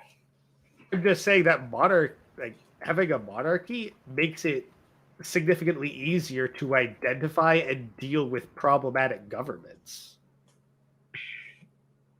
Like it's not freedom, nor do I intend it to be. But no system of government is freedom. It's all a matter of relative subjugation. Okay. So, Gray, what do you look for in a king? Let's say if you are backing a king, what will you have this king? What characteristics or values would you like this king to have? I'd want them to have a thick skin and be able to remain cool under pressure.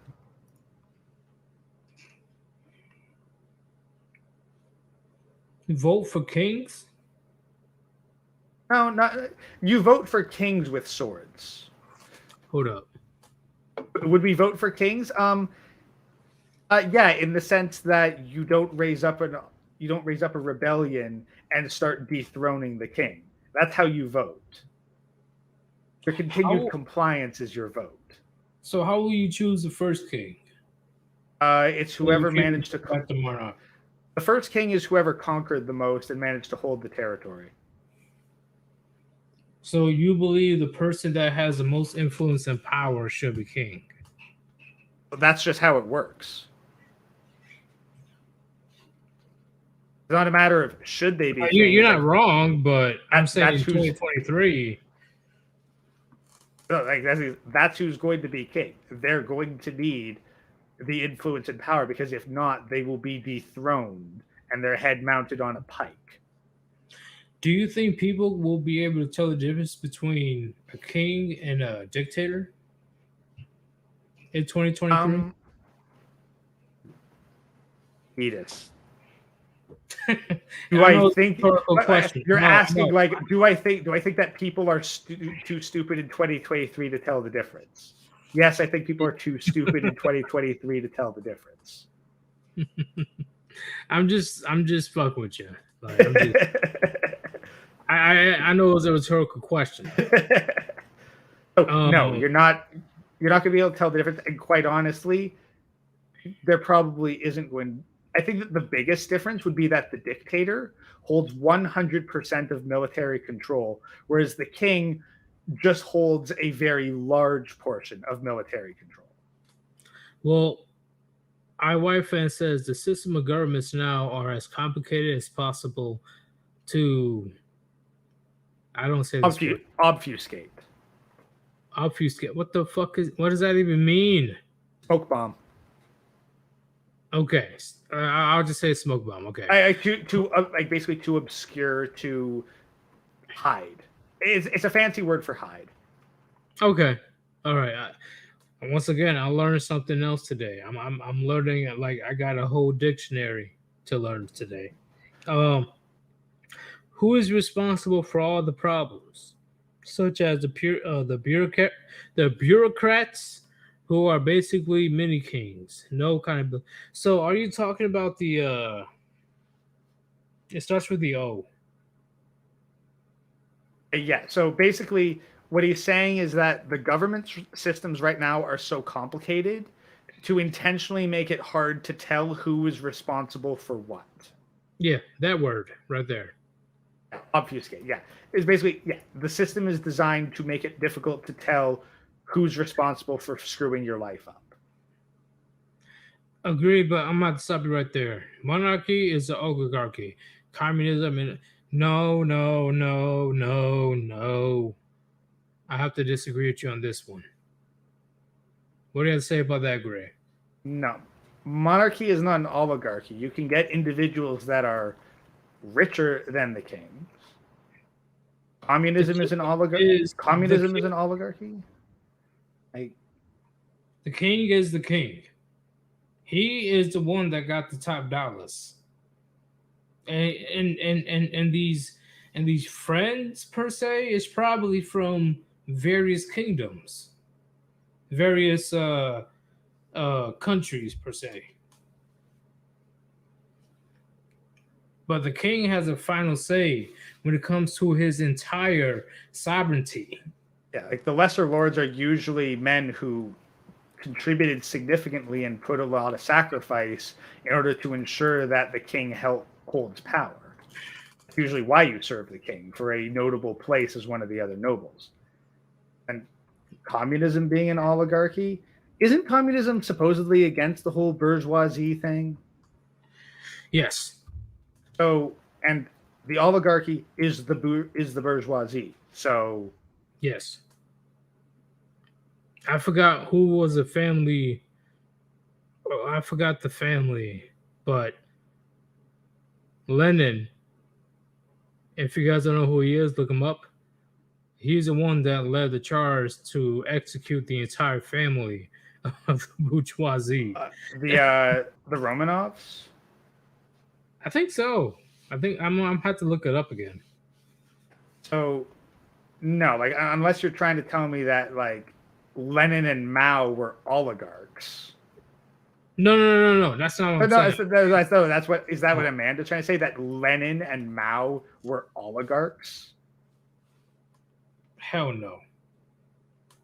No, like they were radicals who got a whole bunch of gullible people to commit extreme violence to put themselves in power. Uh, she also says the Lord are the olive where the fuck that's fucking The called. lords are the oligarchy. Uh, no, that would be more that would be the mercantile class. The lords are more generals. Like they're more military power rather than financial power. Right. Like you can have merchants that have more money than some lords. Okay. Okay. Great. So if you had the chance right now, if you know anybody that's on TV or in your life or you associate with or just yourself, who would you have as a king? No idea. Would you be a king? No. No. Nope. I'm gonna ask. I'll be straight up. Like I do not have the charisma or political savvy to get a large number of people to follow policies that I would put forward regardless. The best I could say about myself would be I'd work very hard to find the people who are best suited to be in certain positions. uh, Amanda said so. No private property ownership. Fuck yeah, there'll be private property ownership if that person is willing to die for it in war. Sure. Like ownership of private property is like, well, technically you have land, you pay taxes on it. Do you have private property in the US despite the fact that you pay taxes on it? We're talking about 2023, chat. I wouldn't mind having private citizens or just citizens in general owning their own little piece of land if they're contributing to society or they're willing to go to war and die for it. I'm 100% for that. I was like, again, like the question of private property ownership is like, do you really own private property now in the United States, considering you must pay a property tax on it or have it confiscated and you put in prison? Nope. Like, if like, what are you going to define as private property? Because if having to pay taxes on it means that it's not your private property, then there is no private property in the modern day United States, and probably nowhere in the world, really. No, I've seen instances of people losing their homes because the government told them to move, Yeah, eminent domain. which is fucked up. That's fucked. And again, like you can argue, well, that would be in monarchy. It's like, yeah, so it's not worse than the current system. Like, do they get any type of compensation? I don't, I don't know. I would be surprised if Let's they say did. you, as a king, will you give the people some type of compensation to move elsewhere? Considering that I'd be concerned about a rebellion if I didn't, yes. Okay, okay, I respect that. Like again, Cause everything is like, would I do X for the people? Is like, what's the likelihood that they're going to get torches and pitchforks and decide to mount my head on a pike if I don't? Like, like that's why I say that monarchy is the best system, because every single decision is weighed against, will this be the straw that breaks the camel's back and ends my regime? well, just a random guy said, I believe Gray has a lot of charisma, but wouldn't want his head on the enemy's aim. Oh. If you were king. Well, then I guess maybe I'm more charismatic online than I am IRL or something, but I appreciate the compliment. For me, I'm gonna keep it real. I get mad about some petty shit and I procrastinate a lot. Those are my flaws. So would that flaws fit to be king? Probably not. But if I have to take up the mantle to be king, fuck it. You gotta That's the cook me. thing. You gotta cook me some good chicken. Yeah, that's the thing. Like when you're in that position, decisiveness is essential. Like, you need to be able to make decisions or know exactly who to have make the decisions. So, like being a good judge of character is beyond essential for being a king because you can't This do everything dude, what the yourself. fuck? Oh, jeez. Under chronic? Come on, man. What the fuck? My balls are king. Well, my left nut was. Then the right betrayed. What the fuck are you talking? Under chronic. Hey, wait. Yeet. Is this what you'd call a dictatorship? Oh, it is pretty much. All hell the green right nut.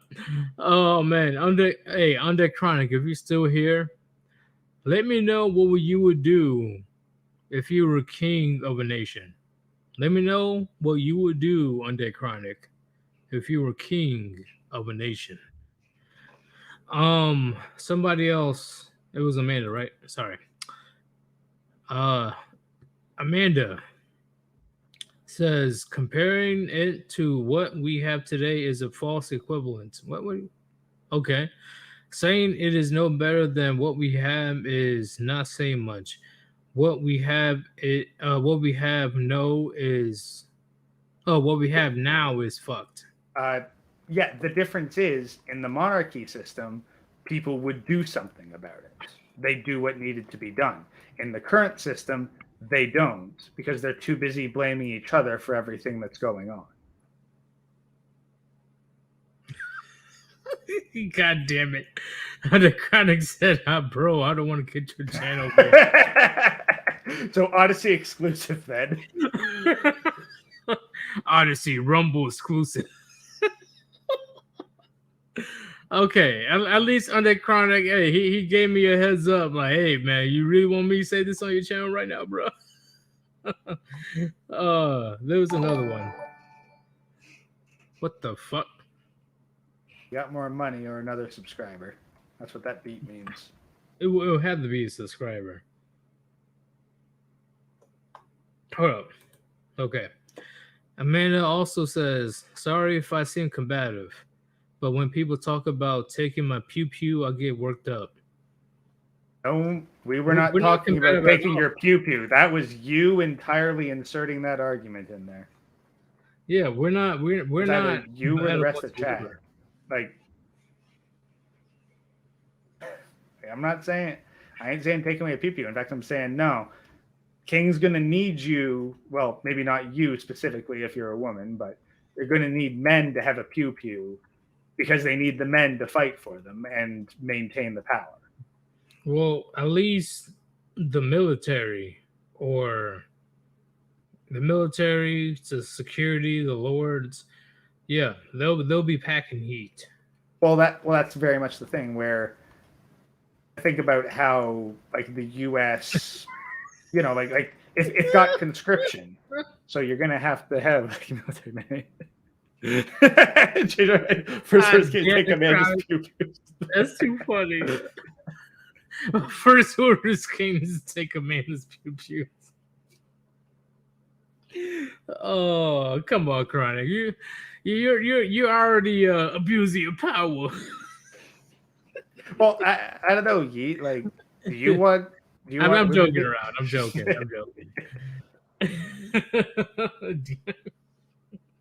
he he woke up and chose violence on Amanda. He's like, I'm taking away your pew pews. Oh shit! And I guarantee you do the same thing, Gray, huh? Uh, yeah. You think that I'm going to arm the female population when they don't need to fight? Hell no. So I definitely agree. Yeah. Hell no. Like, why do you need a gun? Why do you need a rifle or a pistol, shotgun, semi-automatic when you're And not don't even forced to go to war? Yeah, forced to go to war, or having to live like out in nature alone. Completely agree. I agree with that. Like, it makes no sense to me personally. So, would you be armed? I would say no. And Wait, wait, like, wait, wait, let's wait, be wait, honest, wait. like, Hold up, hold up, hold up, hold up, hold up, hold up, hold yeah. up. Amanda, why do you need a gun? Amanda, Amanda, Amanda. We're in 2023. You're gonna ask why do we need a gun? I got multiple guns in my house right now. Are you gonna ask why do we need a gun? Is this a rhetorical question or is this sarcasm? Like what's going on? Like trying to turn it back with a no, you're gonna. Well, why do you need a gun? It's like, um, well, we are men.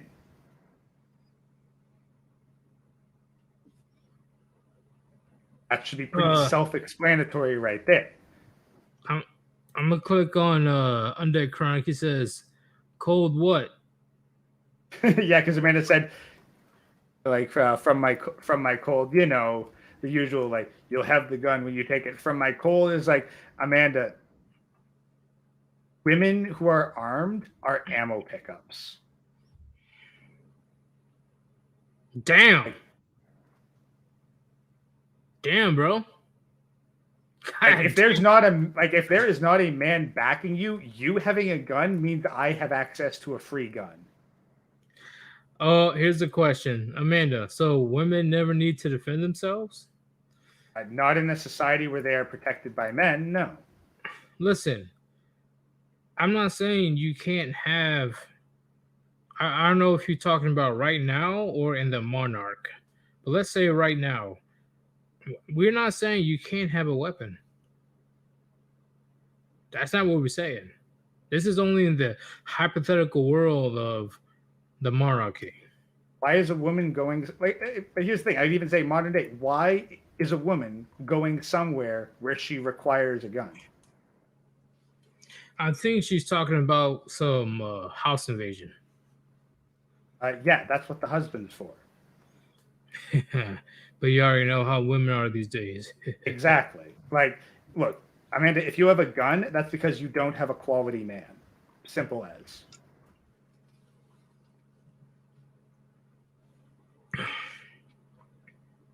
Jesus Christ, Chronic. Oh my God. Okay. Chronic is holding no punches. If Amanda is hot, she can have my zinc super soaker. God damn it, Chronic. Remember, this is the stuff that won't get your channel banned. Yeah, yeah. Like Chronic is keeping it PG. He's keeping it PG, so I respect that. I respect that 1,000,000%. Because I know personally, Undead Chronic can go way worse. Like, and that's just an understatement. Understatement. Chronic can go all out and get my channel banned in like 3 seconds.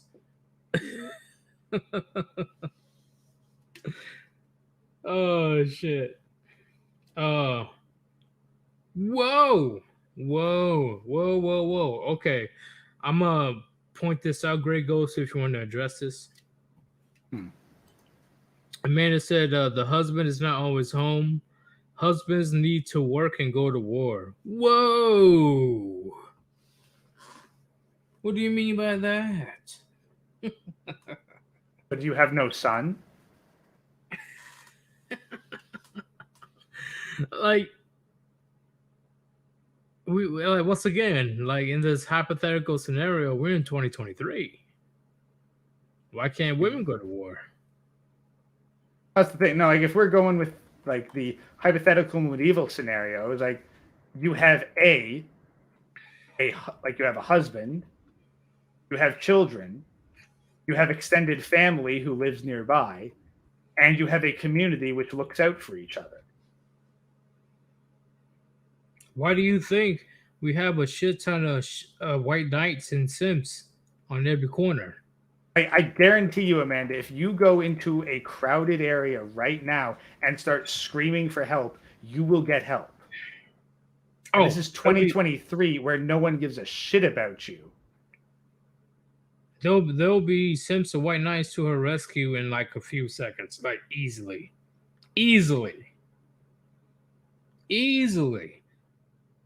You know, not just because they want to sleep with you, because you're a woman. Because that's what men are programmed. Do you agree, Gray? Like men are programmed to You're biologically programmed to aid women in distress. It yes. is a subliminal reaction we actively need to suppress in the modern day for our own safety. That's why a lot of people in the military that are in power says that putting women in combat roles is a very, very, very fucking bad idea. Well, that and Very they're less combat effective, but yeah, also the instinct. exactly. Because imagine, gentlemen, a person gets shot in the leg or whatever, and she's screaming out in pain. You honestly think that a sit in the platoon won't go to her rescue, like put on her Captain Saberho cape Oh, and try to rescue her? heck, a simp is bad enough. Even if the dude isn't a simp, it's still going to lower his combat effectiveness. It would be like having a crying baby on the battlefield. We instinctively respond to that sound. Exactly. And on top of that, various countries around the world, we save animals. We save dogs, we save cats, cows, all that stuff. We're like, come on. This is what men do. We protect and provide. There would be protection, like from your community, from your neighbors, like we would in a functional society before everything went to shit. In a functional society, a woman does not need a gun. Yeah, and even when things do go to shit, even when things do hit the fan, there will be men still going to the rescue of the Just, damsel in distress. and here's the thing, if a woman truly is alone and has a gun, well, we've seen what happens when female cops trained with guns, trained to use them. What happens when they encounter a situation with someone who wants to take their guns? Oh, they lose their gun. It's gone. Bye bye. Now the criminal has an extra gun. So guess Exactly. what? I want to take the guns away from the women to keep them out of the hands of criminals. And let's keep it real. If a woman is screaming by herself, nobody's around, I'm going to assume there's people around. If she's on the road by herself, crying for help, I'm about to get jumped. Let's keep it real. Let's keep it real. What's a woman doing out on the road alone? Yeah, that never happens. And we've seen what happens when it's like, oh, it's legit. Oh, her car broke down because she's a strong, independent woman who drives her own place. It's like, yeah, and then she totally throws the guy who helps her under the bus. Amanda, what is reaching to you? Can you specify, please? Can you specify? Because I don't want to assume. But yeah, that is a greatest red flag. Like not, I was told by not only my dad, my older brother, but I've seen it in the movies. I've seen it in the movies. That's literally the fucking plot, especially the one in Mad Max Yeah, Mad Max uh, Fury Road, straight up. and the Book of Eli. The Book of Eli. There's a woman that was crying alone outside in the middle of the desert. Like, come on, like how do I explain? There, This ain't some cheesy fantasy novel. That is like that is a major red flag.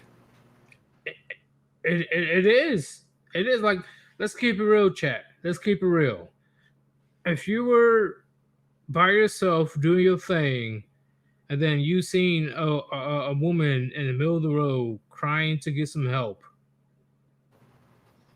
I'm sure you have major red flags. Major red Like, flags. I think there's a very, very simple rule I heard a while ago, but it makes too much sense. If at any point your life starts to resemble a porno, you are in danger. Fly for simple support. Ah. What did she say? She said there are times women are alone. And do you honestly believe the women that are alone have a high percentage of surviving? That's the Let's thing. Like, keep she it let's says, keep it 100. she says, I grew up on a farm. All the women were armed and we had no problems. Yeah, you had no problems because it's not like the men freaking commuted hours away to do work. They were nearby. Uh Amanda, do you believe a man is stronger than a woman? Like do you believe that men and women are the same when it comes to strength and shit? Like seriously? Wait, did she seriously just say yes if they have a gun to that? No, no, no. I said the Yeah, question when yeah. she sent the message, but let's keep it real, chat. Let's keep it real. What if your gun jam? What if you can't get the bullet out, and then you have to No, resort to hand to no, hand combat? oh no, screw any of that. Just how do women react to stress in a combat scenario? I'm pretty sure you have multiple videos revealing what happens, and that's with trained women who are supposedly comfortable in a combat situation. Oh, they freak out. See, she says guns are the equalizer. Amanda, how many No, women? How many women that you know that actually knows how to use a gun? okay, no, not knows how to use a gun because there's probably women who've like done rifle ranges or gone skeet shooting. No, no, no. Amanda, how many women do you know who successfully defended themselves against an assailant using a gun? I'm willing to bet zero. Exactly, and not just one assailant. What if there's multiple Just one. assailants? I'm keeping the bar low here. All How right, many let's keep it women does low. she know successfully defended themselves against a male assailant with a gun? I'm willing to bet it's a zero. It's not going to end well for you. It's not. I'm just being clearly honest. So Amanda, I don't know what argument you're trying to pull with a gun being the. Oh God. Okay. Now that's anecdotal, so correct. She doesn't know a single woman who has successfully defended herself from a male assailant with a gun. Do you know how Case much you? in point. Yeah. Do you know how much you'd be fucked if there was an assailant invading your house, let alone I'm going to say it again. Multiple assailants coming to your home. You really think you're going to take all three of them out? Let's keep it real. Gun or no gun, she's going to panic and at best miss. Right, Or because more than maybe likely, she'll wing one of them. The most of the time that I hear about a woman killing a man with a gun, it's he was unarmed, she felt scared, and she was a cop. like Amanda, have you ever had to do hand to hand combat to the death? Obviously not, because she's still alive.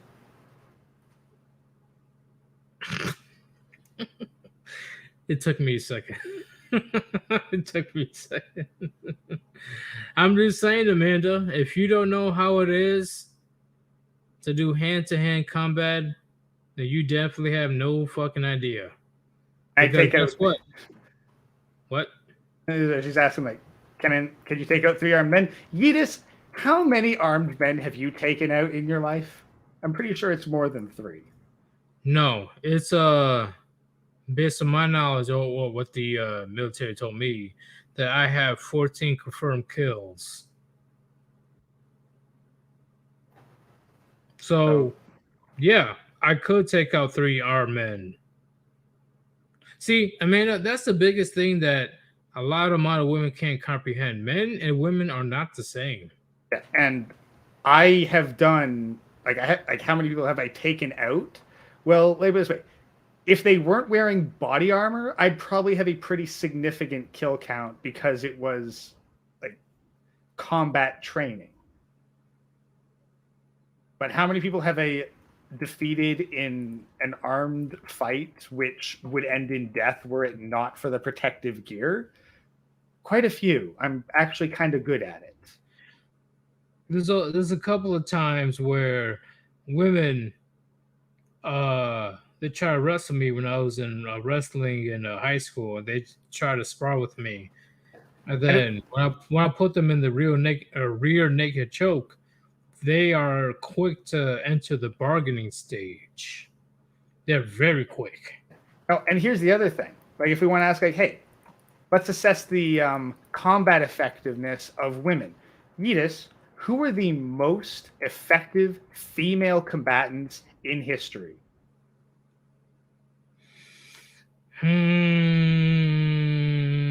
I will say Ronda Rousey, Holly No, no, Holm. no, no, no, no, no.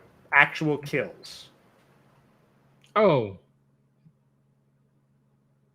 I don't know, but I'm sure there's like one or two. Snipers. Russian female snipers.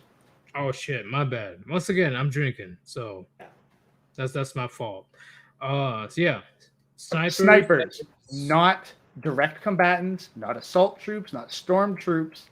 They hide in the middle of nowhere and snipe from a long distance. That is where females are effective in combat. The only place they're effective in combat. And then chronic, I can't put your comment on my screen. I'm sorry. But he's probably not wrong. Yeah, he's getting to a savage stage. He's tipping the iceberg right now. Oh, and and so just because you did it does not mean everyone can. Let me put it this What do way: you say? Hold up. like anecdotal in terms of like, oh, who can take out armed men? It's like, okay, look, it is up to the woman to pick the man that can take on 3 armed men. But I guarantee you that there are more men that can take on multiple armed men than there are women. Well, she says, "What is more dangerous to the bad guy, a woman or an armed woman?" Yeah, of course, an Oh, armed oh no, woman. no, no, oh no, no, no, no. What's up? Because guess what? An unarmed, because remember, an armed woman is a free gun. Free clips. Like Listen, basically, like an armed woman. Okay, more dangerous to the bad guy. If the bad guy's assaulting you, you lose. I was like, what's more dangerous to an unarmed man who isn't doing anything?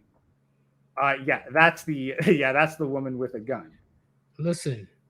Amanda, when you say a woman with with a armed weapon, do you really think that'll make too much of a difference if she doesn't know what the fuck she's doing?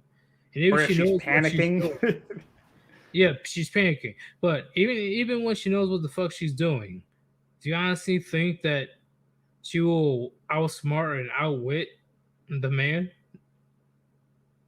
Out wrestling, Like personally. like that's the thing. The only way that an armed woman is beating an unarmed man is if she has the jump on him. Because it's an easy formula. Uh Cover and concealment. If you don't see me, you don't know what the fuck you're shooting at. I can go ahead and go through the back door or wherever the fuck it is. Yeah, like the bad man is not going to announce from 10 meters away that he's a bad man. He's going to get right up close to you and get you before you have the chance to respond. And then, oh hey, now he has a free gun.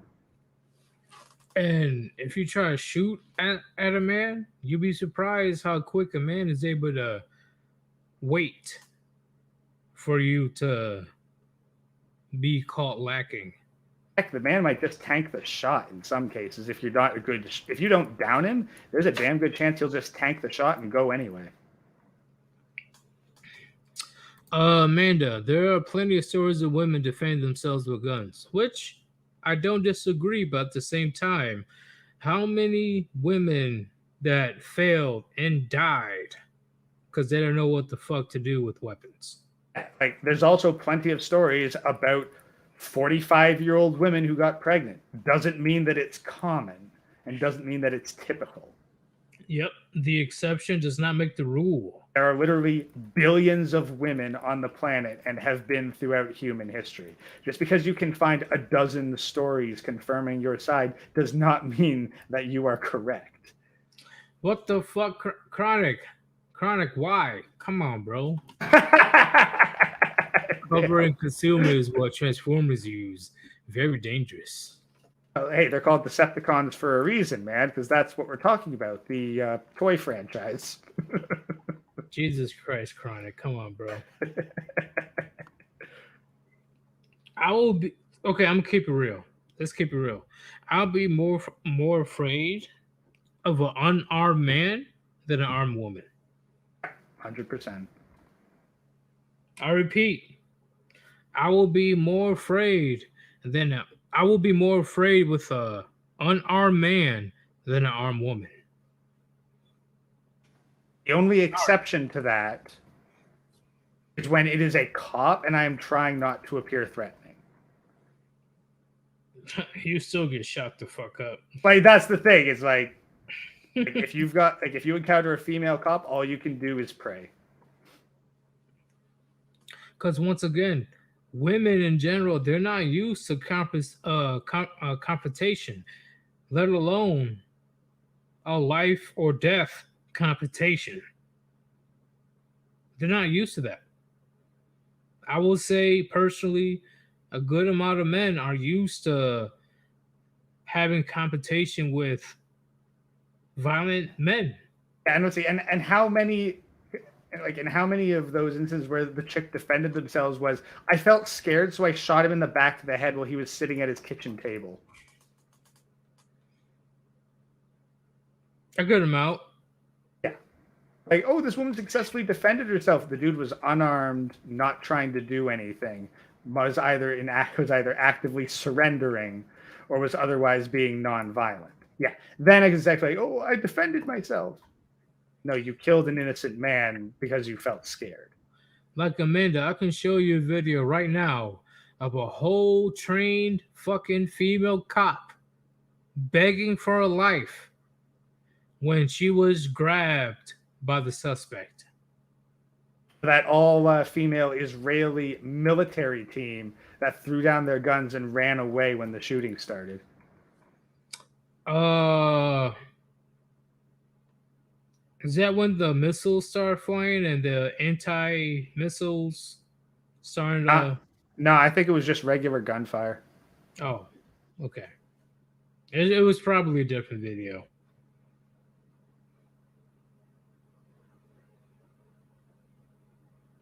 Undead Chronic, what the? Why does he do this? Because it's funny, and it is. Although we might want to wrap Funny, it up. but this is so fucking random. Like, although it is getting close to my bedtime, Like, my bad, bro. Like, I don't think we can afford to humor Amanda's insistence on her delusions any longer. It's all good. Let me read Undead Chronic. Oh, that's not Undead Chronic. Okay. You don't know true confrontation until you are taking a nasty poop in the handicap stall and the dude in the wheelchair is outside the door. What the fuck? What? I've never been in that situation. Whole new meaning to the term stink eye. But Grey Ghost, what is your final thoughts on this subject today when it comes to class warfare being the end game of the West? Yeah, I think that when class warfare finally hits its peak, that is when we're going to hit the collapse. So start learning how to survive and disengage from it, because there will be no winners when the class warfare kicks off for realsies. I completely agree, 1,000,000%. And when I say myself, when it comes to the class warfare, chat, class warfare has been in numerous empires or countries since the dawn of time.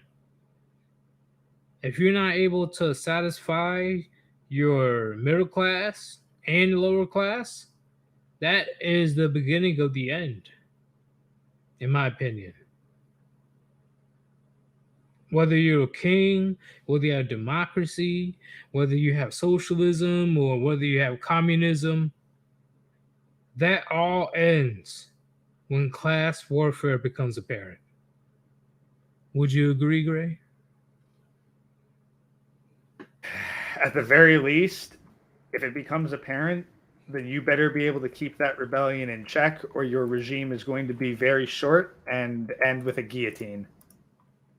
So are you saying who's that one guy that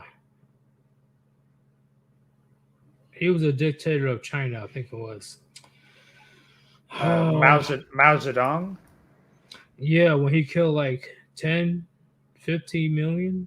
Oh no, he killed way more than, well, maybe 50 million. He technically beat Oh, Genghis okay. Khan for individual kills. It was at the very least 10 million. So if the people in power aren't willing to get to that point, then it's pretty much over if class warfare becomes apparent. Yeah, if it really kicks off and you get an active rebellion, you better starve your population to submission beforehand, or yeah, your political career is going to end very fast and very violently.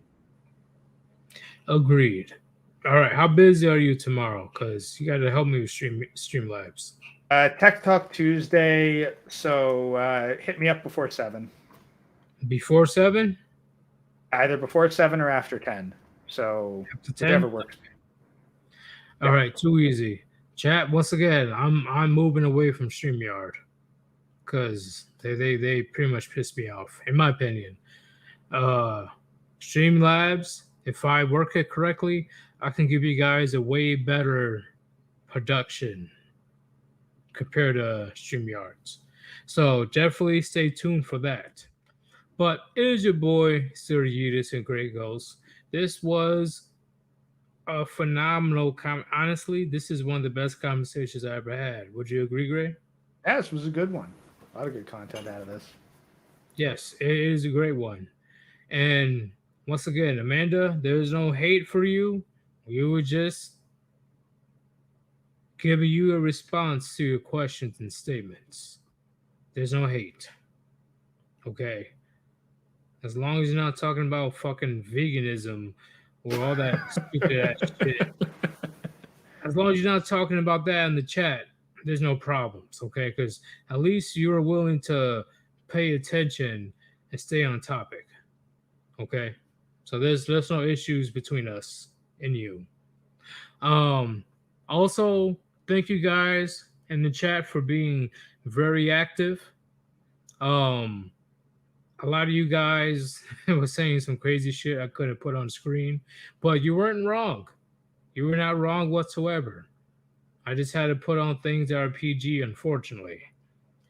And on top of that, hopefully you enjoyed the gems that we dropped on you as well today. We are out. There should be a stream with me and Grey Ghost on Wednesday. Peace. Peace out.